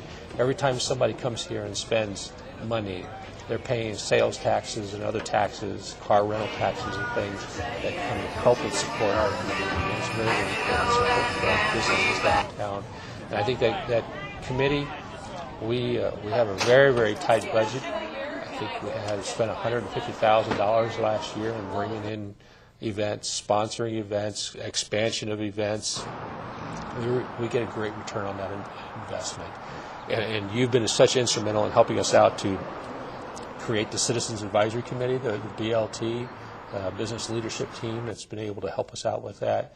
And I see that committee continue going and prospering. And obviously, again, we have economic issues to deal with, but I think we can continue. Well, let me just say I appreciate the compliments, but you certainly give us the policy direction to make that happen. So back at you. Thank you for the support.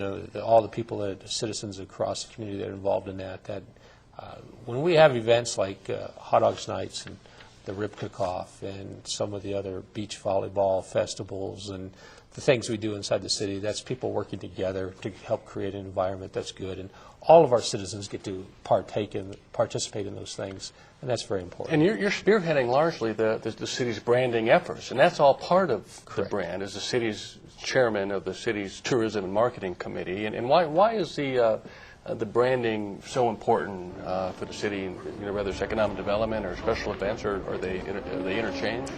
Well, no, they're very compatible with each other. They're entwined in each other. And our slogan of the city, "It's happening here," for the city of Sparks, a new design, that is just so important because it gives us that goal to reach for. If somebody says, well, it's happening in the city of Sparks, well, obviously we have nights and weekends and things, but there's nothing happening in the city of Sparks.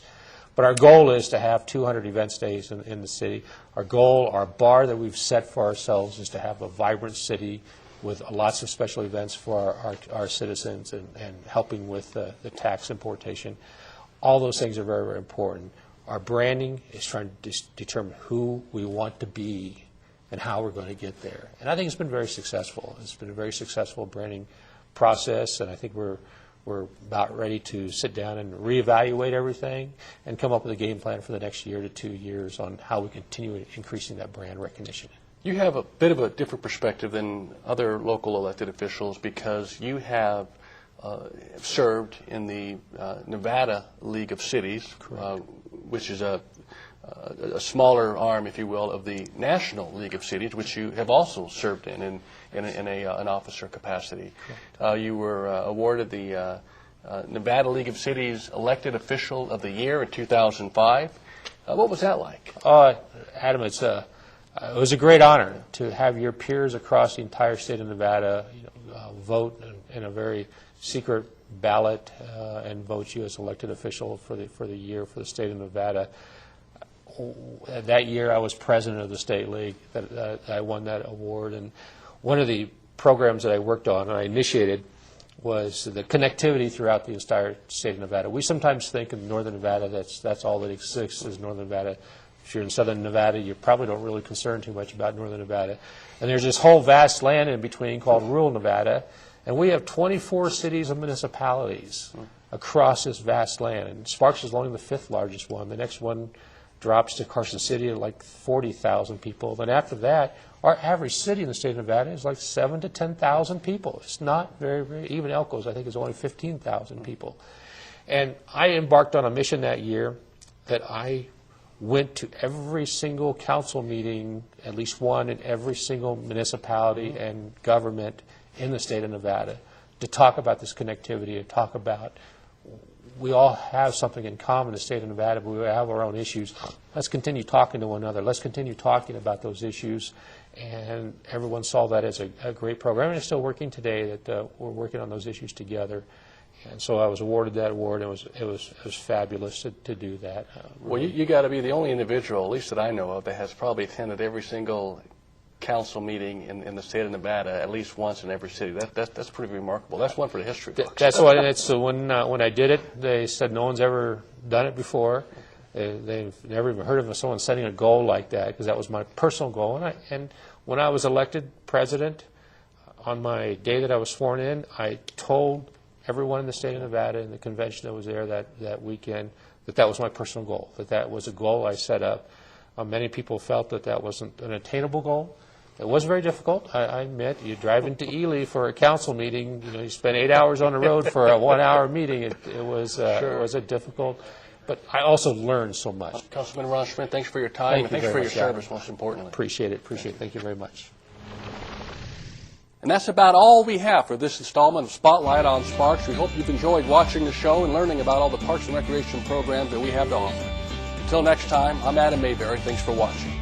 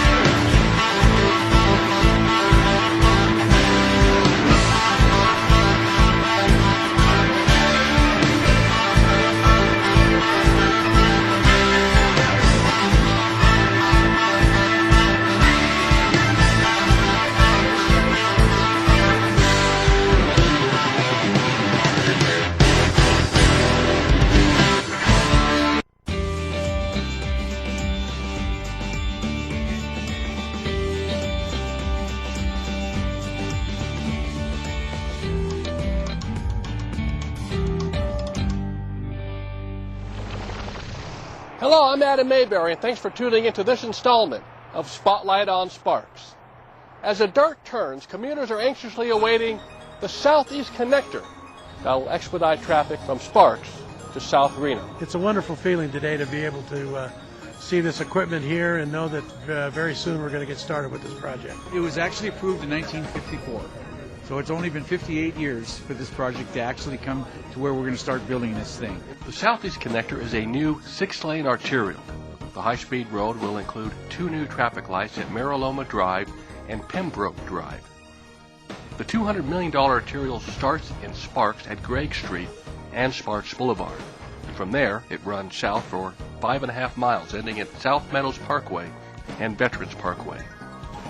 The first phase is the construction of a bridge over the Truckee River. The bridge is, I believe, 1,500 feet long. It's not just a little bridge over the Truckee, it's a big bridge. That'll go in first. That'll take about 1.5 years to build, and then you'll see the road coming from the south connecting to the bridge. Sparks City Councilman Ron Smith serves on the Washoe County Regional Transportation Commission. The RTC explains, every road that's been built in this region since 1954 has been predicated on building the Southeast Connector. We're going to create 120 direct jobs for our construction friends, but I think more importantly we need to recognize this is a project that's going to add enhanced connectivity and mobility to our community. It's going to help connect Sparks to South Reno. Folks who live in South Sparks are going to have the opportunity now to get up here for shopping purposes, vice versa. Well, this is a perfect project for quality of life. You know, it's going to take some traffic off the Spaghetti Bowl. It's going to give us another way to get people from Sparks to the south of Reno, where many of them work.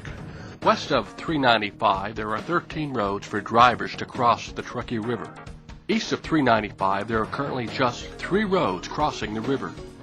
That squeezes 80% of the north-south traffic onto just 25% of the roads. That's the bottleneck the new connector will relieve. Like Bob Larkin said, 80% of the people work south of the river and 80% of the people live north of the river. So it's got to be another way to get people over there north and south, and this is a perfect way to do it. So if it's such a wonderful idea, why did it take a half a century to get out of the planning stages?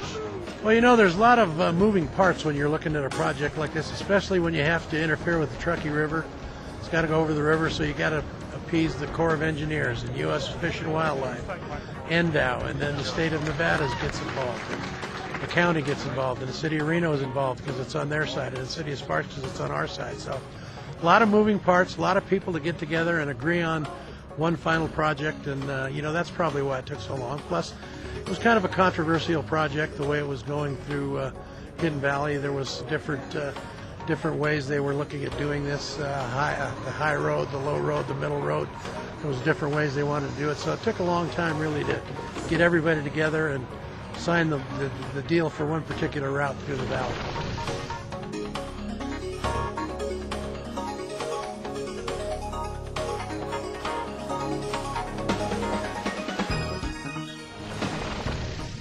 Highway design is complicated stuff. Engineers piece together a complicated puzzle of transportation and environmental concerns. Eventually, they come up with a project that meets most of everyone's needs. Respecting the natural environment is a part of every decision along the way. The geeky stuff we're very proud of at RTC is this road project is a model of sustainable highway design. We have gone to great lengths to make sure our footprint in the environment is a safe footprint from the environmental viewpoint. We've got a substantial amount of landscape restoration we're going to be engaged in. We're going to be protecting view sheds. We're going to be looking at wildlife crossings. We're going to be including a multi-use bicycle path. So all of our users of our transportation systems, pedestrians and cyclists, as well as motorists, will be able to use the Southeast Connector. It's been one of my goals to dedicate this bridge and the roadway to the veterans of this area. They already call it Veterans Parkway in the South Reno, so why not call the whole thing Veterans Parkway? That's the plan. When finished, the Southeast Connector will be officially named Veterans Parkway. It will be one of several ways our city honors military service. You may have already noticed banners bearing pictures of those currently serving in the armed forces decorating Victorian Square. That's thanks to the Blue Star Moms. Soon, Veterans Parkway will display plaques The Veterans Bridge in Sparks, that's special. We're going to put plaques up for the people that gave the ultimate sacrifice for us. We're going to honor our veterans in this year. Sparks declared a state of emergency when the National Weather Service predicted the potential of flooding and high winds. City leaders activated emergency response plans well before the storm even hit the valley. We're the bathtub of the valley, actually, so whatever happens upstream has to go through us before it goes down the river canyon. Assistant City Manager Steve Driscoll is one of many city leaders called in to staff the Emergency Operations Center. We actually have one here at City Hall, and it gives us computer systems, and telephone systems, and radio systems, and people dedicated to specific operations. We have an operational component, a planning component, a logistics component, and the fourth one is finance. Always about the money at the end of the day. So our accounting people keep track of everything that happens so that when it's all done, we know what we spent. The team working here focuses on saving lives and property. We've been very concerned, and we've done an awful lot of effort for flood preparation as best we can, but we've taken upon ourselves to plan a couple of projects to make things better specifically for our industrial area because, frankly, they're the ones that suffer the most. The city works under the National Incident Management System, NIMS, and that structure is used by every organization that has emergency management. So when I need help, it gives me a way to ask for the help and a way for the people that I'm asking to provide that help to me. So we would start here in City of Sparks. If we get overwhelmed where we can't keep up with what we need to do to keep working for the people and protecting property, we then have the ability to ask the county to help us. We can talk the same language. We know what we're doing. If the county's not able to help us because they're already busy, we can go to the state. When you're in the middle of a disaster, time is everything. And so if you're not losing time in communications because you're not having to define terms or define what it is you're asking for, that's getting the resource that you need out into the field, protecting the people, protecting their property, and you're minimizing the amount of damage that's happening to the city and its environment. Back in 1997, we weren't structured this way, and we really learned from that flooding event. The 1997 flood devastated the Truckee Meadows, leaving much of Sparks and Reno underwater.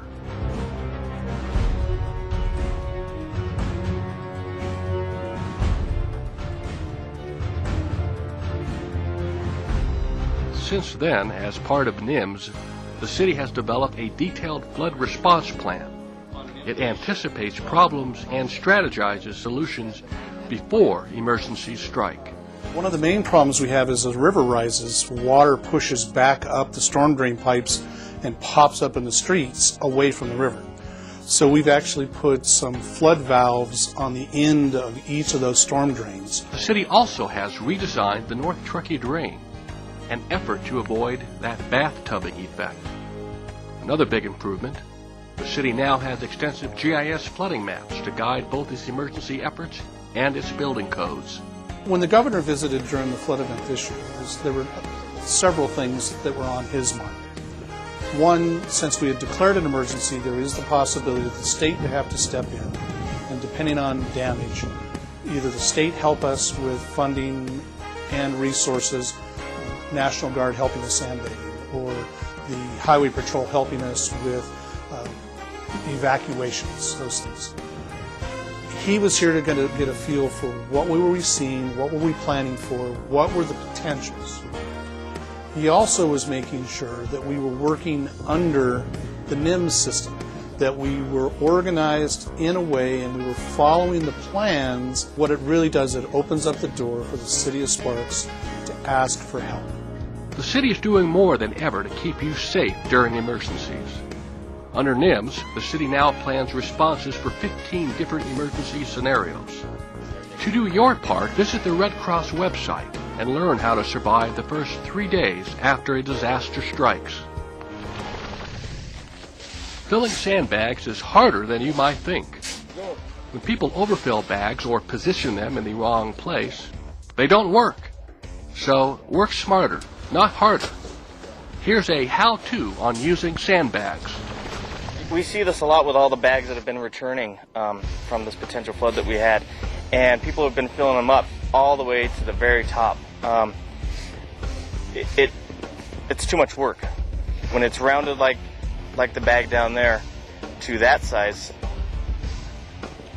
there's a huge difference. So when you do properly put the bags down, the bag over to the right there is too full. You want them about 3/4 to a halfway down so you can take care of it, and it's just easier. Here's the difference of what you will see and where you're going to have potential water going through. What we want to do next is we want to make sure when you, let's say for instance like with this garage, you want to have them go facing one way. Folded, stacked, and stomped. That's the 3 basic ways of doing it. So you want to make sure that you fold it the right way, stacked and stomped. So you fold. This will be your next one. And then you fold again. And then you stack.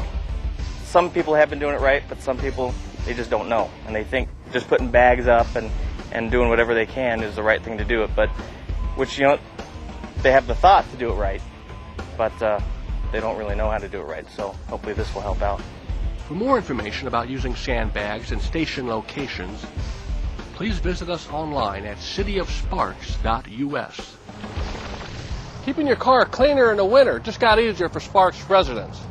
The city recently changed its procedures for maintaining snowy streets by providing a faster, cheaper, and easier method of keeping our streets clear of snow and ice. It's salt brine. It's basically just salt and water at a very high concentration. And the idea behind it is to pre-treat the roads with salt brine. When you do that, the salt brine is applied to the road, the water in it evaporates and leaves the salt on the road surface. That acts as a barrier when it snows or it gets icy or frost to any bonding with the road surface with the snow. An EPA grant pays for the cost of new equipment. The environmentally friendly brine treatment is a big improvement over the old salt and sand mix. So there's a lower cost associated with pre-treating the roads. With salt and sand, you have the mixing of it, and then once you apply it, the EPA mandates that you have it picked up within 1 to 2 weeks. So that means we have to go back out and sweep it up. Salt brine is very cheap to produce. It costs us about maybe 8 cents. I think it's 8 cents a gallon right now that we're making it for. So we go out and apply it, and it's applied to the whole roadway instead of spots like we would when we use salt and sand.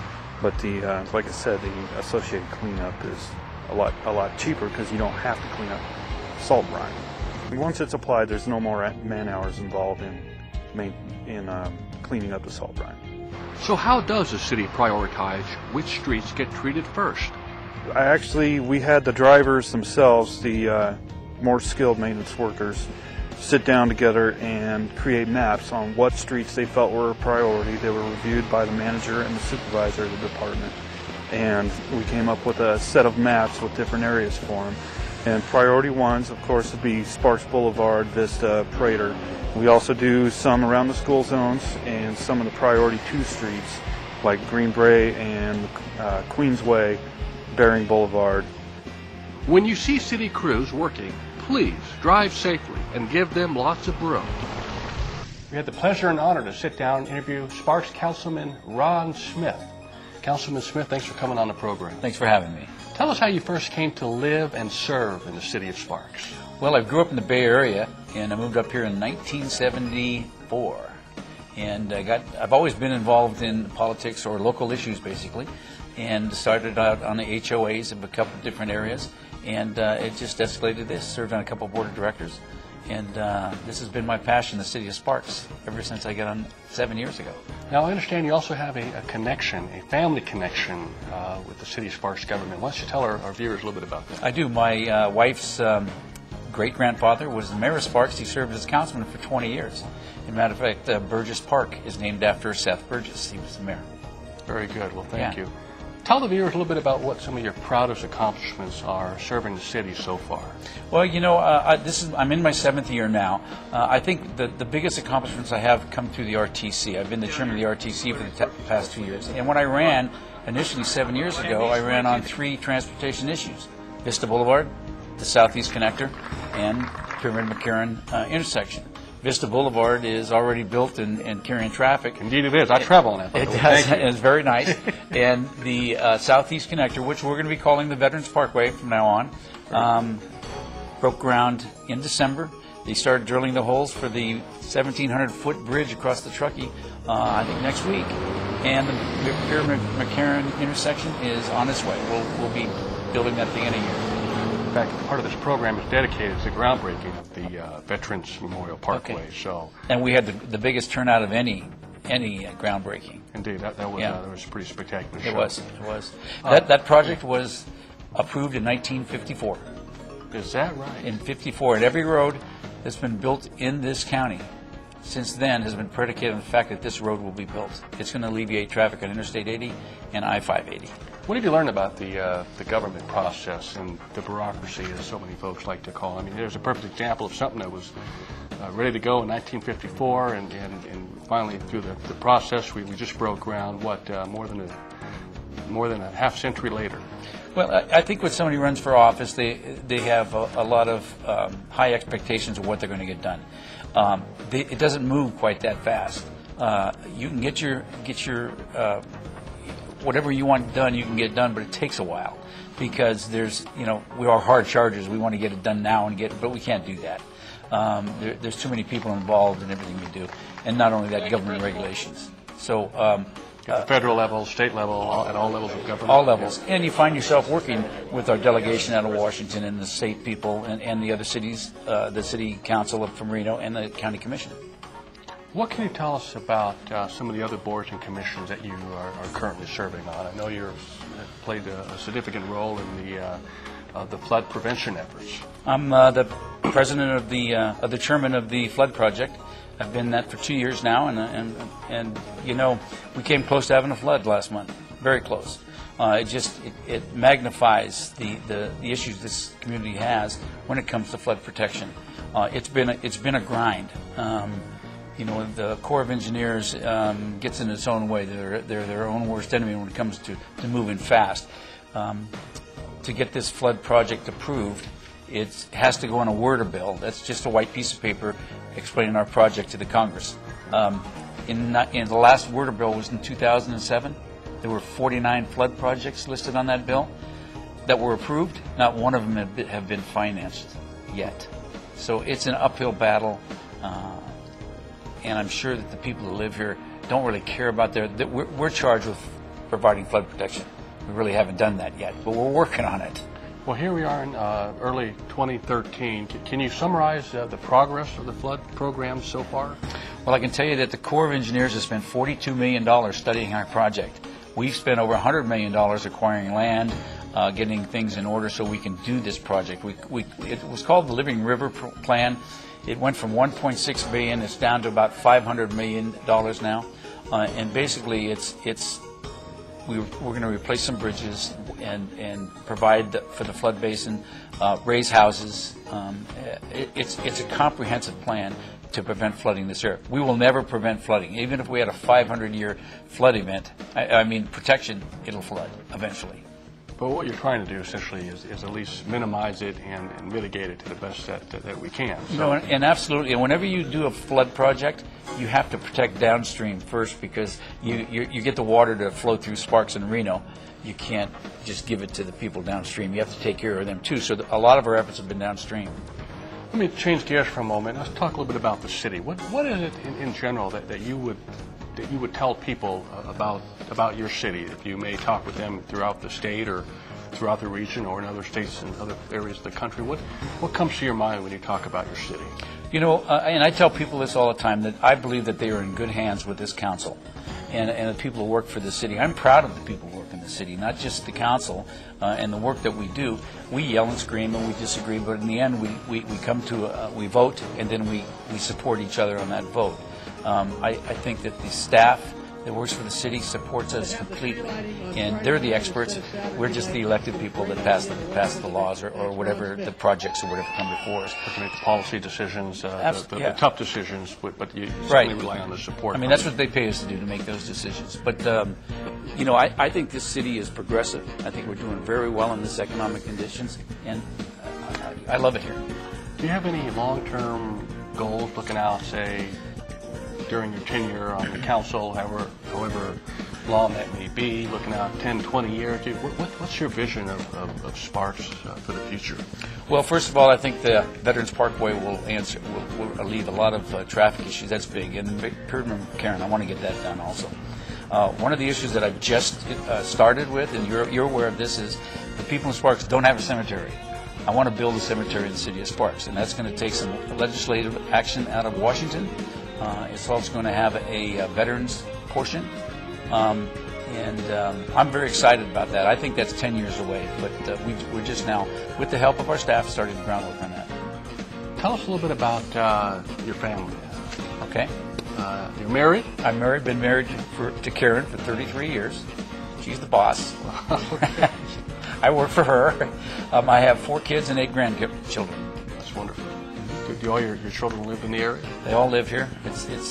I'm pretty blessed and fortunate that they're here. And your professional, real job is? I work for Scolari's. I've been in the grocery business for 40 years. It's a great story. 40 long years. 40 long years. Yeah. It's great. Well, you do a good job, and Thank it's you. an honor having you on the council, and we really appreciate the time coming on the program and allowing our viewers to get to know a little bit of Councilman Ron Smith, who represents Ward 3 in the city of Sparks, but certainly all the members of the city council are elected at large during the general election, and Ron is a dedicated, passionate community servant to our city. Thanks for coming on the program. Thank you, Adam. Thank you. That's all the time we have for this installment of Spotlight on Sparks. We sure appreciate your watching.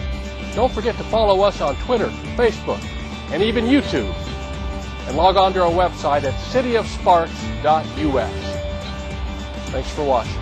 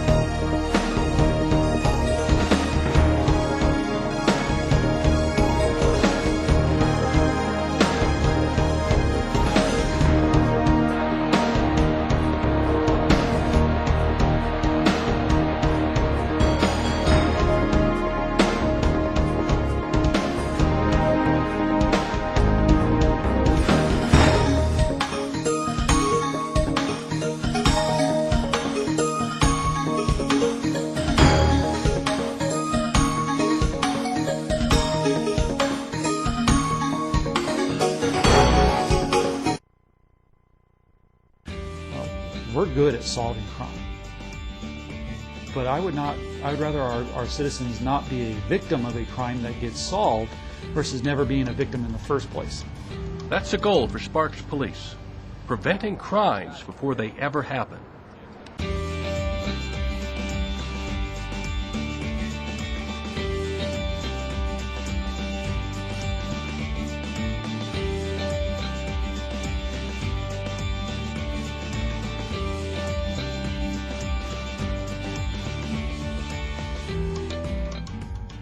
Hello and welcome to Spotlight on Sparks. I'm your host, Adam Mayberry.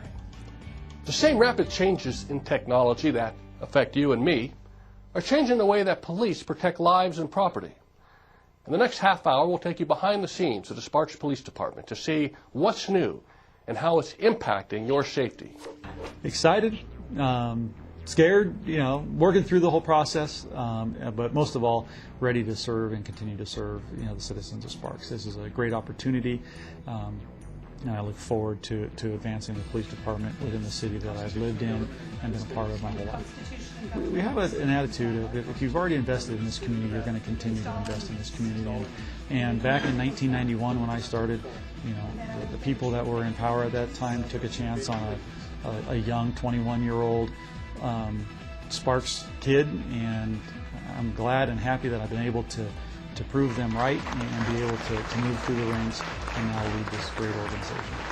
Well, my parents moved us into this community, my brother and I, in 1976. So I moved over here about a mile down the road from where we sit today in the police department. My parents still live in that same house, and went to Greenbrae Elementary School back when you could walk and ride your bike to school. Went to Catherine Dunn the first year it opened, Dilworth Middle School, Reed High grad, and UNR. And so I've been in this community really for the last 37 years. If you look at the growth, and really, no one in the city could have projected the extreme growth that we had from 1999, 2000 through the 2006 range. But the police department, in a percentage-wise, did not keep up with the population increase and growth. Historically, the police department's been around 1.5 officers per 1,000 in through the 90s, and we have dropped all the way down to 1.14 officers per 1,000 during that growth spurt. Based on the last several years and a little decline in population in Sparks, we currently sit around 1.2 officers per 1,000 residents as we sit today.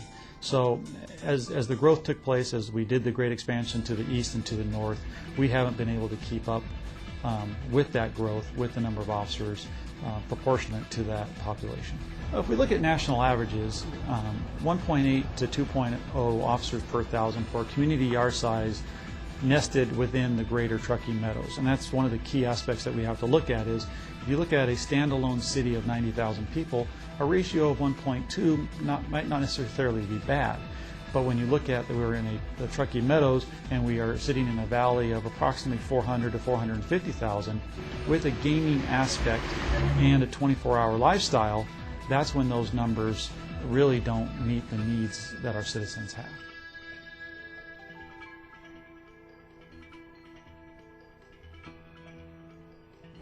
I don't know what he's up to,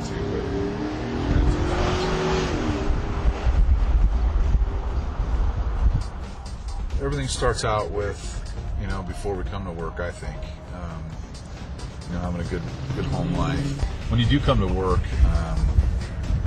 we sit down at briefing and we talk about, issues that we need to address right away, and then, when we come out, for me, when I hit the gate, the light switch is on and I'm totally focused on work. I don't think about my home life, and I think more importantly, I don't bring my job home either. I like to treat everybody the same and fair. I don't like to separate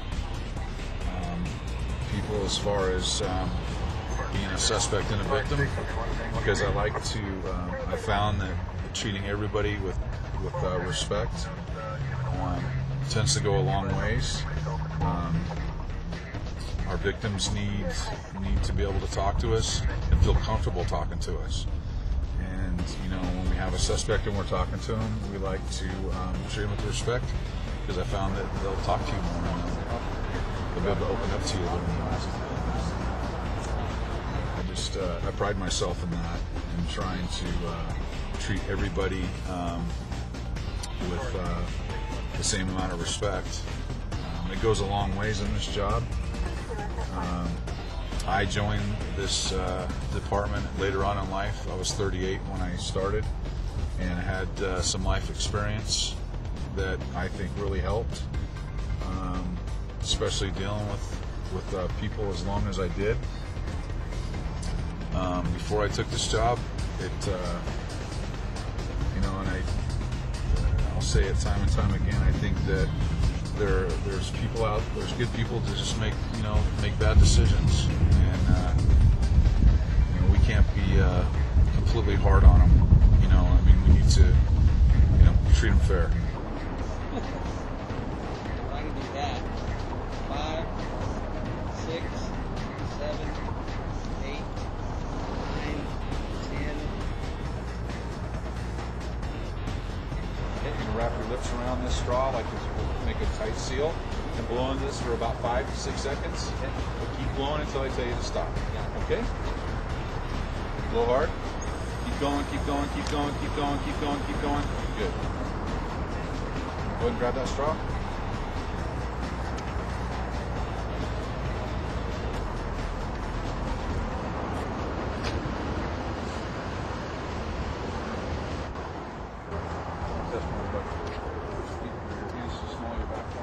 Relax. Spread your feet for me. What did I blow? I'll tell you everything in just a second, okay? It's impossible. Are you serious? No, Yes. no. Come on, guys, listen. I told you the truth about everything. There's no possible way I can be drunk. There's no possible way. I see that. Hey, stop.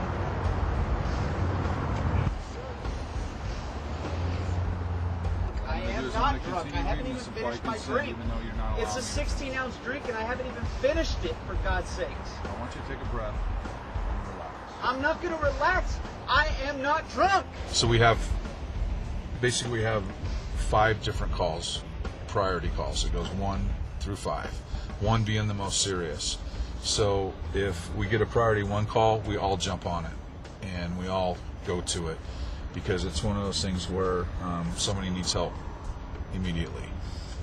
If we have a priority 5 call, sometimes those hold for a little bit, but not too long, and we'll try to help out with those as much as we can too. Basically, when you're assigned a beat, you're assigned to a beat, but at the same time, the whole city is actually our beat. You know, everything within the city is our responsibility. It's not just one little area. Once upon a time, managing resources simply meant assigning cops to a beat. But nowadays, computer-aided dispatch centers and cop cars full of electronics route officers to where they're needed most. This is just our starting point for the day. And obviously, when a patrol car leaves the station here, it may or may not return back to the station until the end of their shift. And so they are out within those 34.2 square miles that we have. Currently, we have 108 sworn people.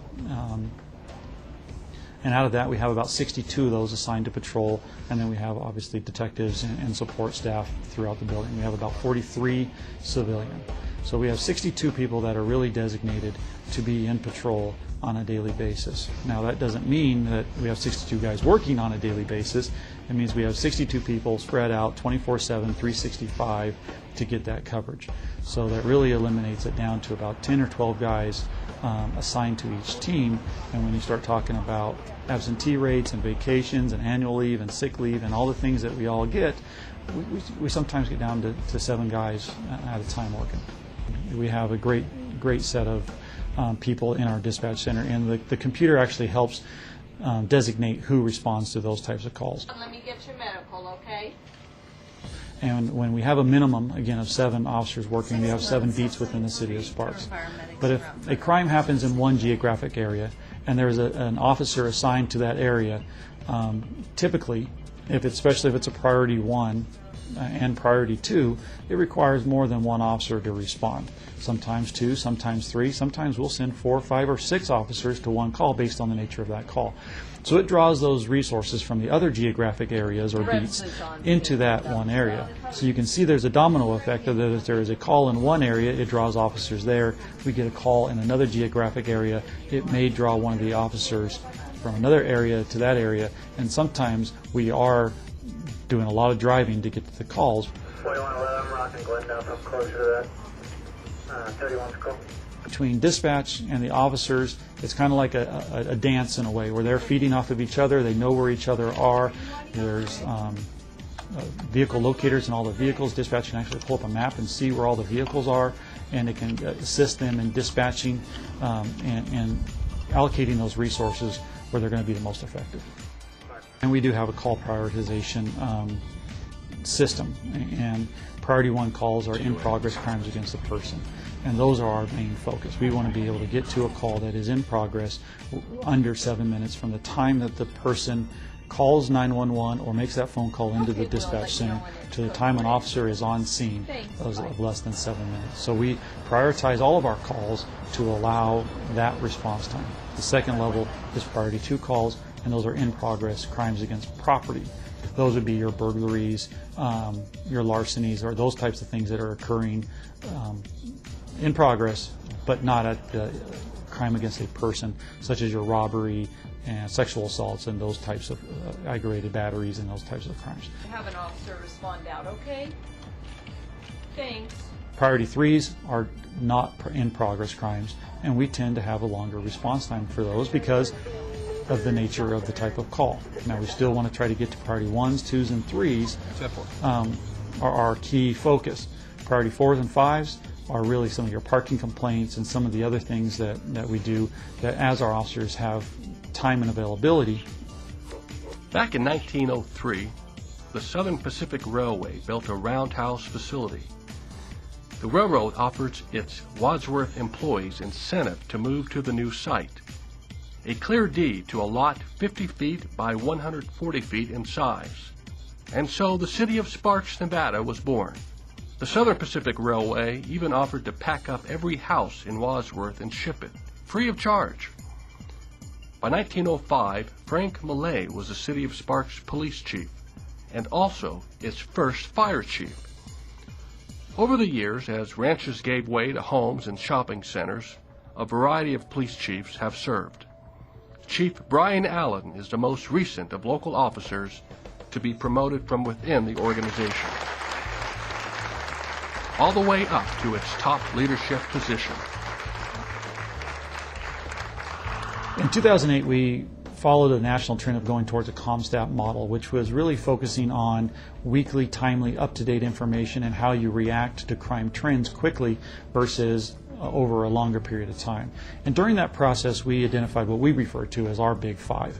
And those Big Five would be all 3 burglaries, so residential burglary, commercial burglary, and vehicle burglary, grand theft auto, or GTA, and robbery. So those are the 5 crimes that we automatically and routinely look at least once a week to determine whether those crime trends are going up or crime trends are going down in those 5 crimes. On top of that, we also monitor a next level of aggravated assaults, sexual assaults, to see if there is any type of relationship between those crimes as they are being reported as well.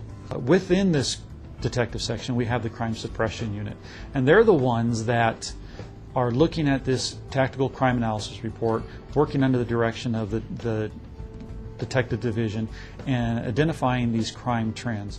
And they are going out and looking for and actively searching for the people who are committing those crimes, so that as we see a spike in a certain crime, we can stop that crime trend within a week versus waiting until it's 2 or 3 weeks and we have additional victims. A lot of that work is done by our crime analyst, and she is a wonderful asset to this department. Her along with some help from the volunteers, will go through all of those calls every week and sift through all of that data and create what we call a tactical crime analysis report. Every week she prepares this report and presents it so we can monitor and track the different crime trends. So she is sifting through all of those Big Five calls But on top of that, every suspicious person call, suspicious vehicle call, or any call that she thinks that she can gather information. And to be honest with you, there are several times that she's put together a suspect, identified a suspect, and basically just had to say, go get this guy and arrest him because he's the one that's committing these crimes, just based on her analysis of the crime trend. When we first created our crime suppression unit and they have identified a potential crew that was doing residential burglaries, they literally followed that crew into southwest Reno, into Hidden Valley, into the Spanish Springs area before they had enough evidence that they felt would lead to a conviction where we effected the traffic stop and made the arrest for the crimes that they had committed. That day they committed no crimes in Sparks, but they were in South Reno and North Spanish Springs, all within a several-hour period. So we have a transient type of criminal within the Reno, Sparks, Northern Nevada area, not in that they're homeless transient, but they have availability of cars and access to travel throughout the community to commit their crimes. So the people who are living in Reno or unincorporated Washoe County are being able to travel into our city and commit those crimes. So as we move through community-based policing, community-oriented policing, and we take that philosophy, maintain our community philosophy, but now add what we've learned through CompStat and crime analysts and move into intelligence and predictive policing, it's going to continue to change the face of law enforcement. It absolutely is 100% proactive in that they are taking reactive information and proactively trying to prevent the further spread of that crime trend. And there have been times that we have seen a upspike in a certain type of crime. They look through that tactical crime analysis report, find the suspicious vehicles, identify a potential suspect, and within a week have that person in custody and under arrest. And what that does is it prevents 2 or 3 other victims, 4 or 5 other victims, and we all know if you ever had your car broken into or your house broken into, you know, that feeling, and if we can prevent that from happening to our residents, that is a higher goal than being able good at solving crime. We pulled key critical resources out of our detective division and our patrol division to make this work, not knowing the results. And now looking back, if you look at our Unified Crime Reporting numbers from 2008 to 2012, there are areas of the Big Five that we have reduced crime by over 30% over the course of the last 4.5 years. If we can take the things that we've learned through Crime Suppression Unit, create a second one, because they only work 4 days out of the week based on staffing, if we could create another one, what could we really do and affect crime and safety within the city of Sparks? Technology is helping police detectives lower some crime rates by as much as 30%. But the population growth that triggers such challenges continues today. Although things have slowed down, Sparks will continue to grow. Another ribbon cutting means there's more to enjoy at Golden Eagle Park. 2 new Little League fields, complete with lighting and scoreboards, offer kids more space to play baseball.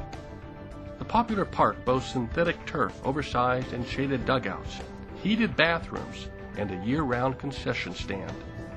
The sports complex at Golden Eagle Regional Park opened back in 2008 as the largest public works project in Sparks history. Now it hosts more than 1 million people a year for league and tournament games.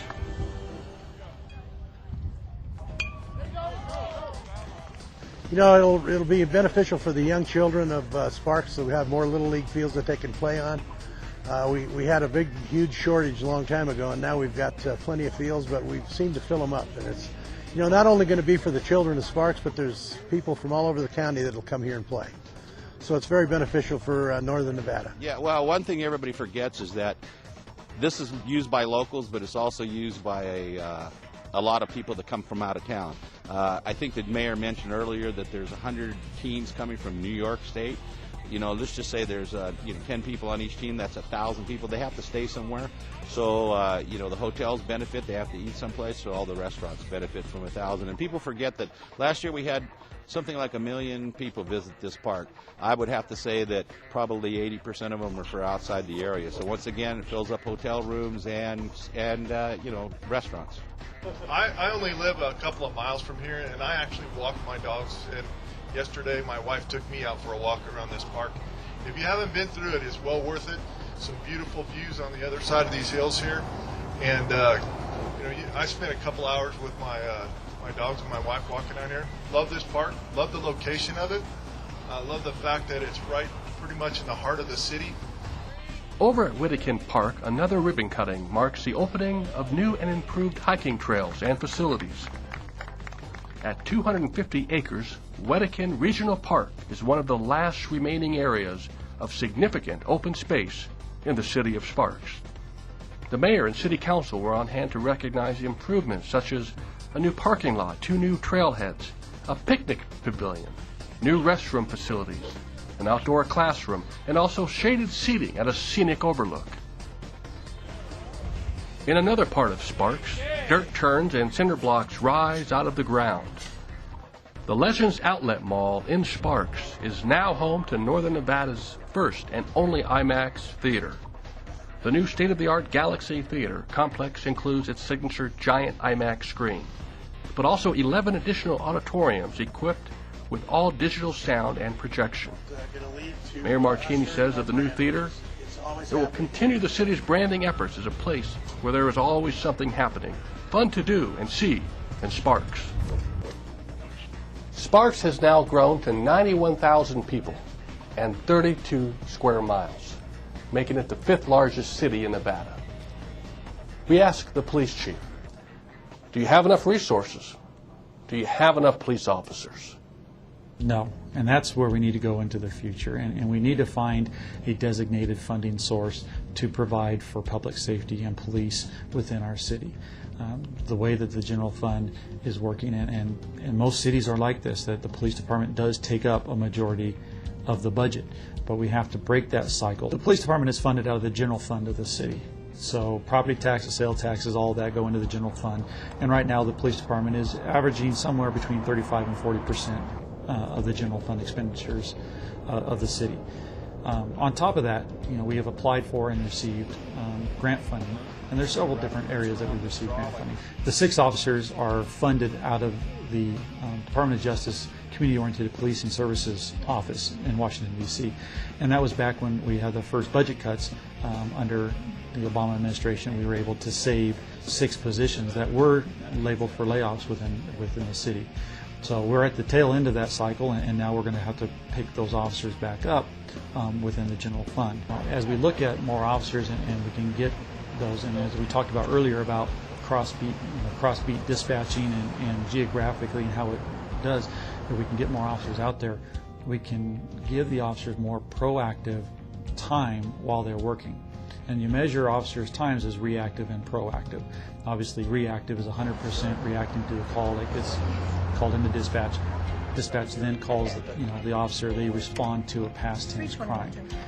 And we would like to see at least 50% of our officers' time proactively looking for and addressing crime and traffic within our city.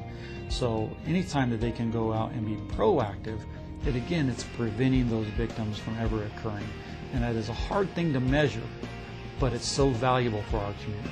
Here's the thing, if we can do what we are doing with what we have, I can only imagine what we can do with more. If we can take the things that we've learned through crime suppression and create a second one, we could create another one. What could we really do and affect crime and safety within the city of Sparks? Now, we take the same lessons that we have learned through the CSU, and now we apply them to a quality of life team, an anti-graffiti team, or an anti-gang team of our own inside the framework of the regional gang unit. And how could we affect gang crime within the city of Sparks, knowing what we have learned and the lessons we have learned through the crime suppression unit model. If we just added patrol officers, it would be one thing. But if we create and use those officers in areas that are going to reduce calls for service, it has a domino effect and allows the number of officers that we have in patrol more time, because they're not responding to those calls for service that would have been called in had we not. So as we create these specialized units that go out and affect calls for service in high crime and high call areas, it will then actually free up time for the officers. So it's kind of a dual-sided approach. We would take more officers, we would assign them into these areas where we know that we can reduce calls for service and crime, and add additional patrol resources, giving them more freedom and proactive crime to work within our community to address individual needs. And together with that dual approach, we could truly reduce our calls for service and our response times. 32 years is an impressive series of wins. The City of Sparks, Nevada has earned a 32nd consecutive award, a Certificate of Achievement for Excellence in Financial Reporting. The award recognizes the quality and accountability of the city's comprehensive annual financial report. An impartial panel judged our city's report as meeting the highest standards in readability, usability, and for full, honest disclosure of the city's financial story. Congratulations and great job to the Sparks Financial Services Department. The city's comprehensive annual fiscal report is available to the public online on the city's website.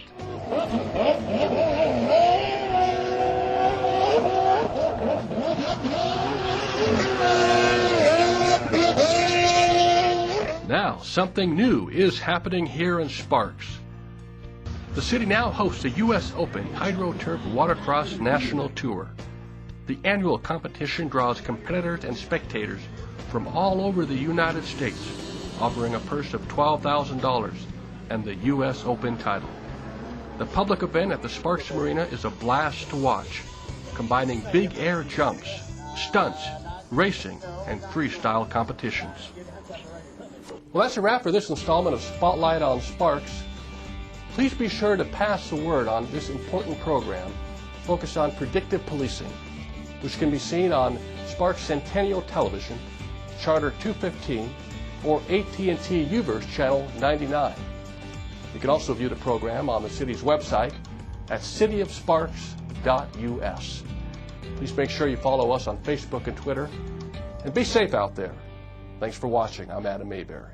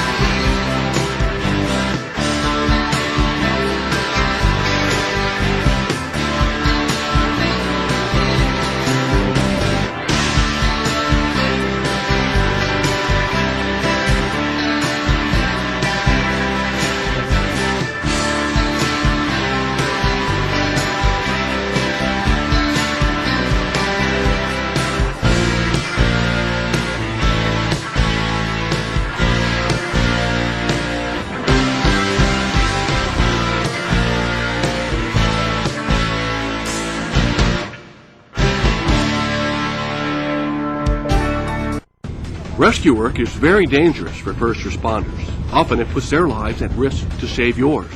So Sparks firefighters train to keep rescue skills sharp.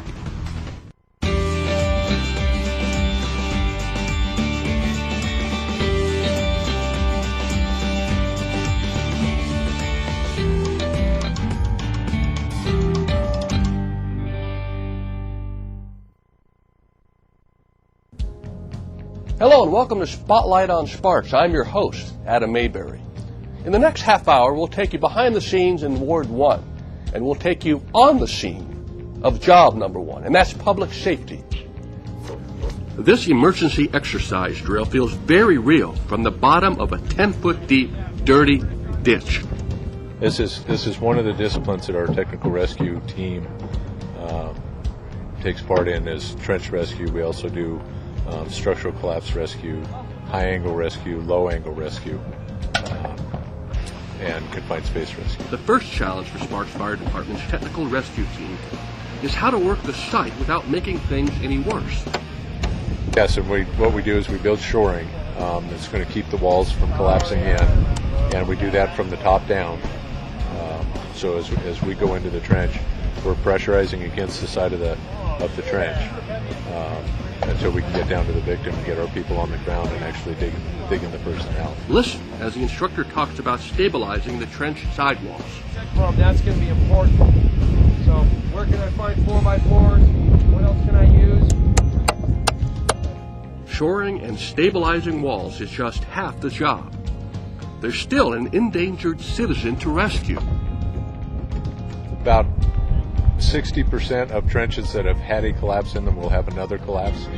So if we just throw a ladder in there and rush in to rescue somebody, then we're taking the chance of everybody not going home, and that's not what we want to do. So we need to do it safely and make sure that we get the people out as expeditiously as we can. Sparks Fire wasn't the only local agency to benefit from the day's training.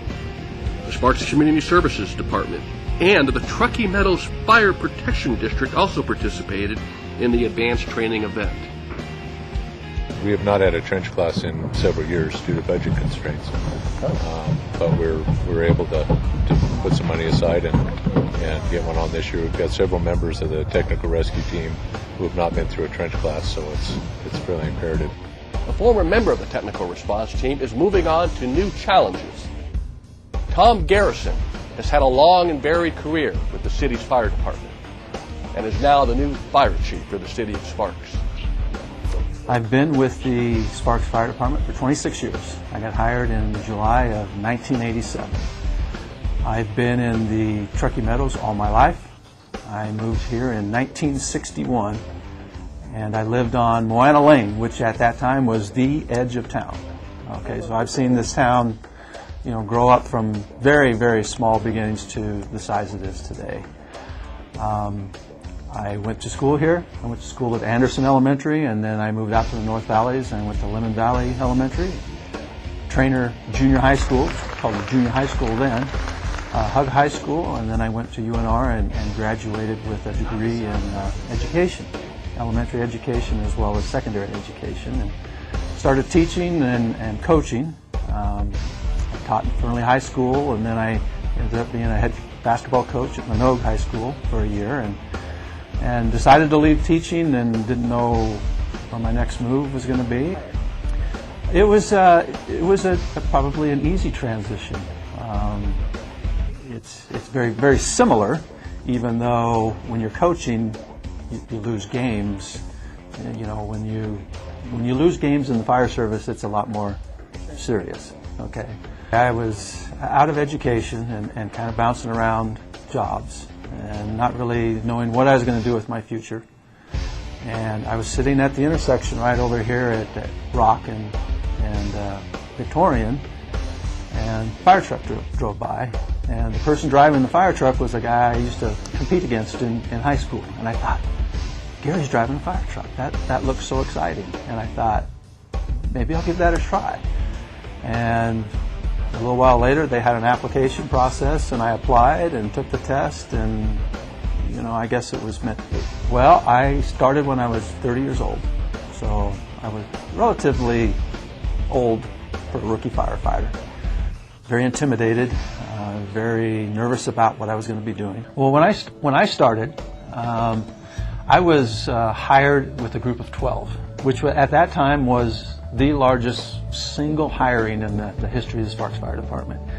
And I was hired because they were opening Fire Station 3 on East Gregg Street. So at that time there were 2 fire stations in the city of Sparks, this station here on Victorian and the one on Berry. There were, I think, 3 fire engines with 3 person on each fire engine and 1 truck company with 2 people. So really we almost, not quite doubled, but almost a third more people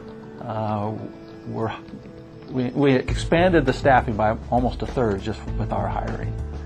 I spent 7 years as a firefighter and then got promoted to an operator. I spent a year doing that, which actually was the most fun job in the fire department. Driving the fire trucks is just a blast.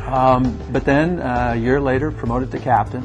And I spent 12 years as a captain before deciding to change direction a little bit and go into training. Spent a couple years in training and then promoted to a division chief. Spent 4 years as a division chief, and then this job came open, and I think I enjoy the challenge. Every day is different. There's no real rule book for leadership positions. There's no procedure manual. It's more common sense, doing what's right, treating people how you would want to be treated. I can remember when the edge of town was, Reed High School, and none of the north, Wingfield Springs or Los Altos area, none of that was there. So I remember when that was developed and think, wow, this is really going to stretch us. And we've grown and tried to keep pace with the needs and the risks in the community. As new areas developed, we worked with developers to get fire stations built. As soon as so many houses were built, they had a requirement to build fire stations, and then we had the challenge to staff them. And at that time, the city was experiencing, just this great acceleration of growth and within the city, and budgets were good, and we were able to staff and buy fire trucks and fill fire stations with firefighters. Our staffing level 5 years ago, 2008, we had 4-person per staffing across the board, and we have since reduced to 3-person staffing across the board. That was a decision made by the city and fire department staff to make sure that we could still provide service to 95% of our call volume. We really believe that getting there fast, even with less numbers, is more effective than not having or closing down a fire station. My vision is to make sure that the fire department is designed to meet the needs of the community and also the risk of the community.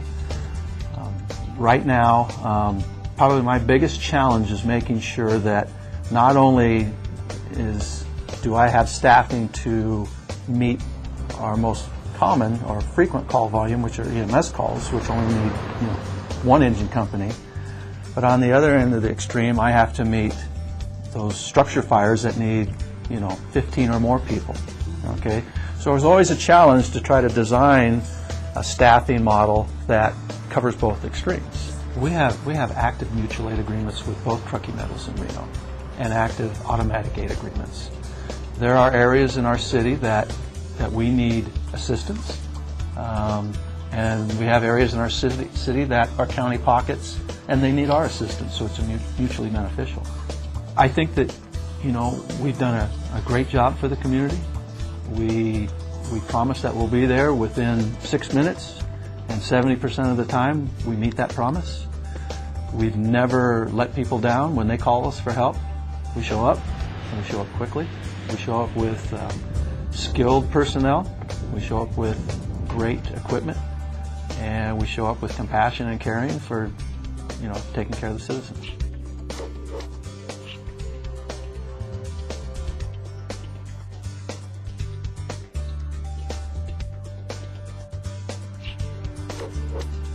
Christmas time has always been special in the city of Sparks. In 2013, the city received its final Christmas tree from its sister city, Garibaldi, Oregon. In 2014 and beyond, the city and its residents will experience a new live tree that'll stand on Victorian Square for generations to come. The Christmas tree traveled almost 600 miles from Sparks' sister city in Garibaldi, Oregon. It's a gift from their city to our city. Me and Dave Stein Sr. goes out and looks for a tree for a day or two before, a week or two before, and we probably look at thousands of trees before we find one that's full enough all the way around and straight. Sister cities between Garibaldi and the city of Sparks was started some close to 30 years ago. It actually started with the city of Reno, as a lot of good things. It started in a conversation in a bar between a couple of people, and the next thing you know, there was city of Reno had a tree being delivered the following week for Christmas, and in the following year, the city of Garibaldi sent 2 Christmas trees, one for Sparks, one for Reno. And Reno decided not to carry on their relationship, and the city of Sparks did. It's been going on for close to 30 years. And the city has taken and sends a couple people on up for their festival once a year, and then they try to send as many people as they can down for hometown Christmas parade and spend 3 or 4 days in the city of Sparks and kind of exchange of ideas and things how to increase tourism. Yeah, I think it's sad, after 28 years, but like I said, if they feel it's ran its course, and I think the participation, each year's got a little bit less. I'm trying to get people from the Oregon coast, all up and down the Oregon coast, to come and spend the weekend in the city of Sparks. That's a big deal. And it's worked for a long time. Many of the tree's handmade decorations were created by children participating in the City of Sparks youth programs.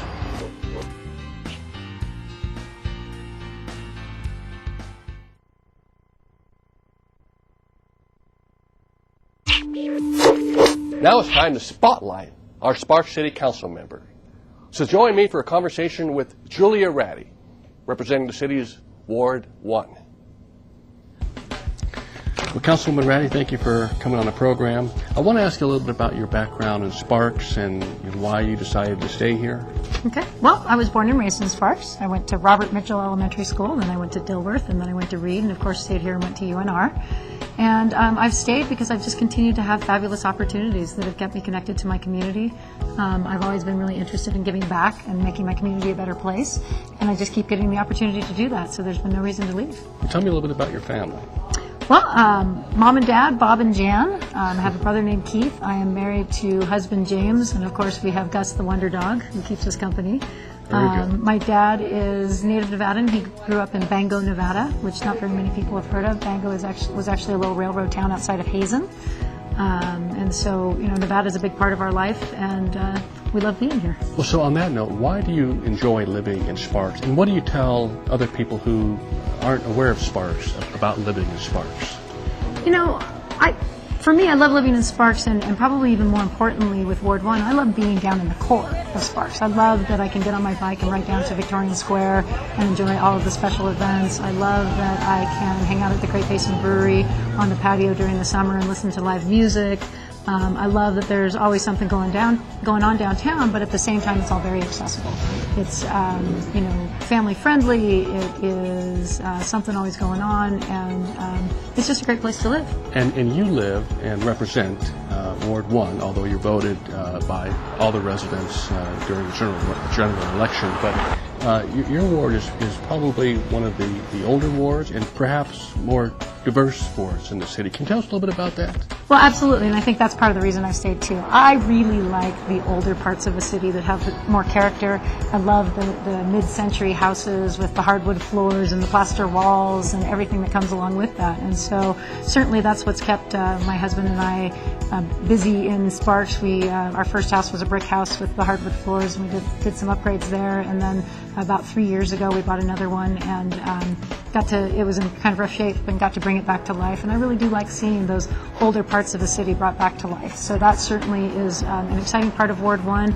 And diversity. I love the diversity of downtown. I'm much more interested in being someplace where you don't have to drive as much, where there's lots of different kinds of people, where every house doesn't look exactly alike. I mean, that's the exciting and fun part for me. Well, now you're going into your second term. You were reelected in 2012. Mm-hmm. So tell us a little bit about why you decided to run for city council in the first place. Well, actually, that goes very back much to what we were talking about. When I decided to run for office was a very different time. Just to put it in perspective, the economy was booming. We were expanding out into Spanish Springs at an incredibly rapid pace. The Legends Project was just starting to come out of the ground, and I saw from the outside, I saw all the time and energy going into the new parts of the city, the Legends Project or Spanish Springs, but I didn't see what was happening around neighborhood revitalization and the older parts of the city, and that's something that I particularly am passionate about. So that's really why I ran for office. When I decided that, I've always worked in nonprofits and I've worked in other ways to make my community a better place. But when I looked around for, if I wanted to get involved in government, what would be the right match for me? It was local government, because that's where you really can make a difference at the neighborhood level. That's what I was interested in. So, there are a lot of thorns in between the single rows on the city council. You're the only woman on the city council currently. Mm-hmm. So, what kind of dynamics and perspective does that bring to you? Is there any thoughts that you could share with us? Well, I think there's diversity. There's gender, there's age to a certain extent. Sure. There's perhaps life philosophy even in some cases. But I do think it's important that we have people from all different backgrounds involved in local government. I think that a representative democracy is just that you do get people with different backgrounds and different passions. And my passions are definitely different than some of the other members of the council. I think where we're really lucky in Sparks is that as a governing body, I think we've developed some really strong relationships and we work well together, even though we do have different priorities and we do have different beliefs on some things. We do all seem to keep the city first and foremost in our attention and time. And so I think that that's been a pleasure. Certainly, from the time I decided to run when the economy was booming until when I got elected, when the bottom had just fallen out of the housing market and we were making some pretty dramatic decisions about our budget, things changed quite a bit, and it really then became all about, what's the most important? What do we have to make sure that we save as a foundation so that at some point when the economy turns around, we can make sure that we are back to making forward progress as a city. And, I'm proud of the work that we've done in the city of Sparks over the last 5 years to make sure that we protected what was important, and we did it pretty well. You can talk to your city representatives through our website. But now there's a new tool to reach out and get things done. Want to ask a question, express a concern, or report a problem? A new and powerful program called Sparks Citizens Request is available both through our website and on most mobile devices via the city's official app. We'll click on this new request here at the top of the page. And you will enter the location of the issue or concern that you're addressing. So for today, I'm going to say corner of Prater and Pyramid. And then you will go to the drop-down of selecting a service type. Sparks Citizens Request creates a transparent, ongoing conversation string between you and your city on one particular issue. Making it easier for citizens to get their issues and concerns reported. Also be able to track the progress and make sure that those are resolved. And with the downsizing of staffing, the quick access that the staff have via email to get these resolved. For example, if you report a pothole or some graffiti, you will be able to track your report as it moves through city departments. You can also upload a photo from your computer or your mobile device. So I'm going to go ahead and add the photo. You will see what city staff does to respond and when. Anytime the staff comment on the issue or the concern, they will get an email notifying them of that comment up to resolution. And you will see when repair work is scheduled and performed. By connecting people directly and transparently to the appropriate city staff, Sparks Citizens Requests will turn public inquiries and service requests into real-world community improvements. There could be a concern for overgrown weeds as an example, and that would go to our zoning and or maintenance areas, so they would make sure that it's not a dormant location, and if it is, that would be a zoning issue. And we could send our maintenance crews out there as well and clean up those areas.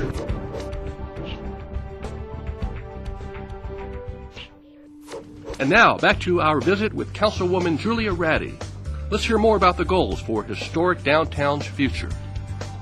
So, in your role as a city councilwoman, you also serve on a variety of boards. Mm-hmm. Tell us a little bit about those roles and the importance of those roles.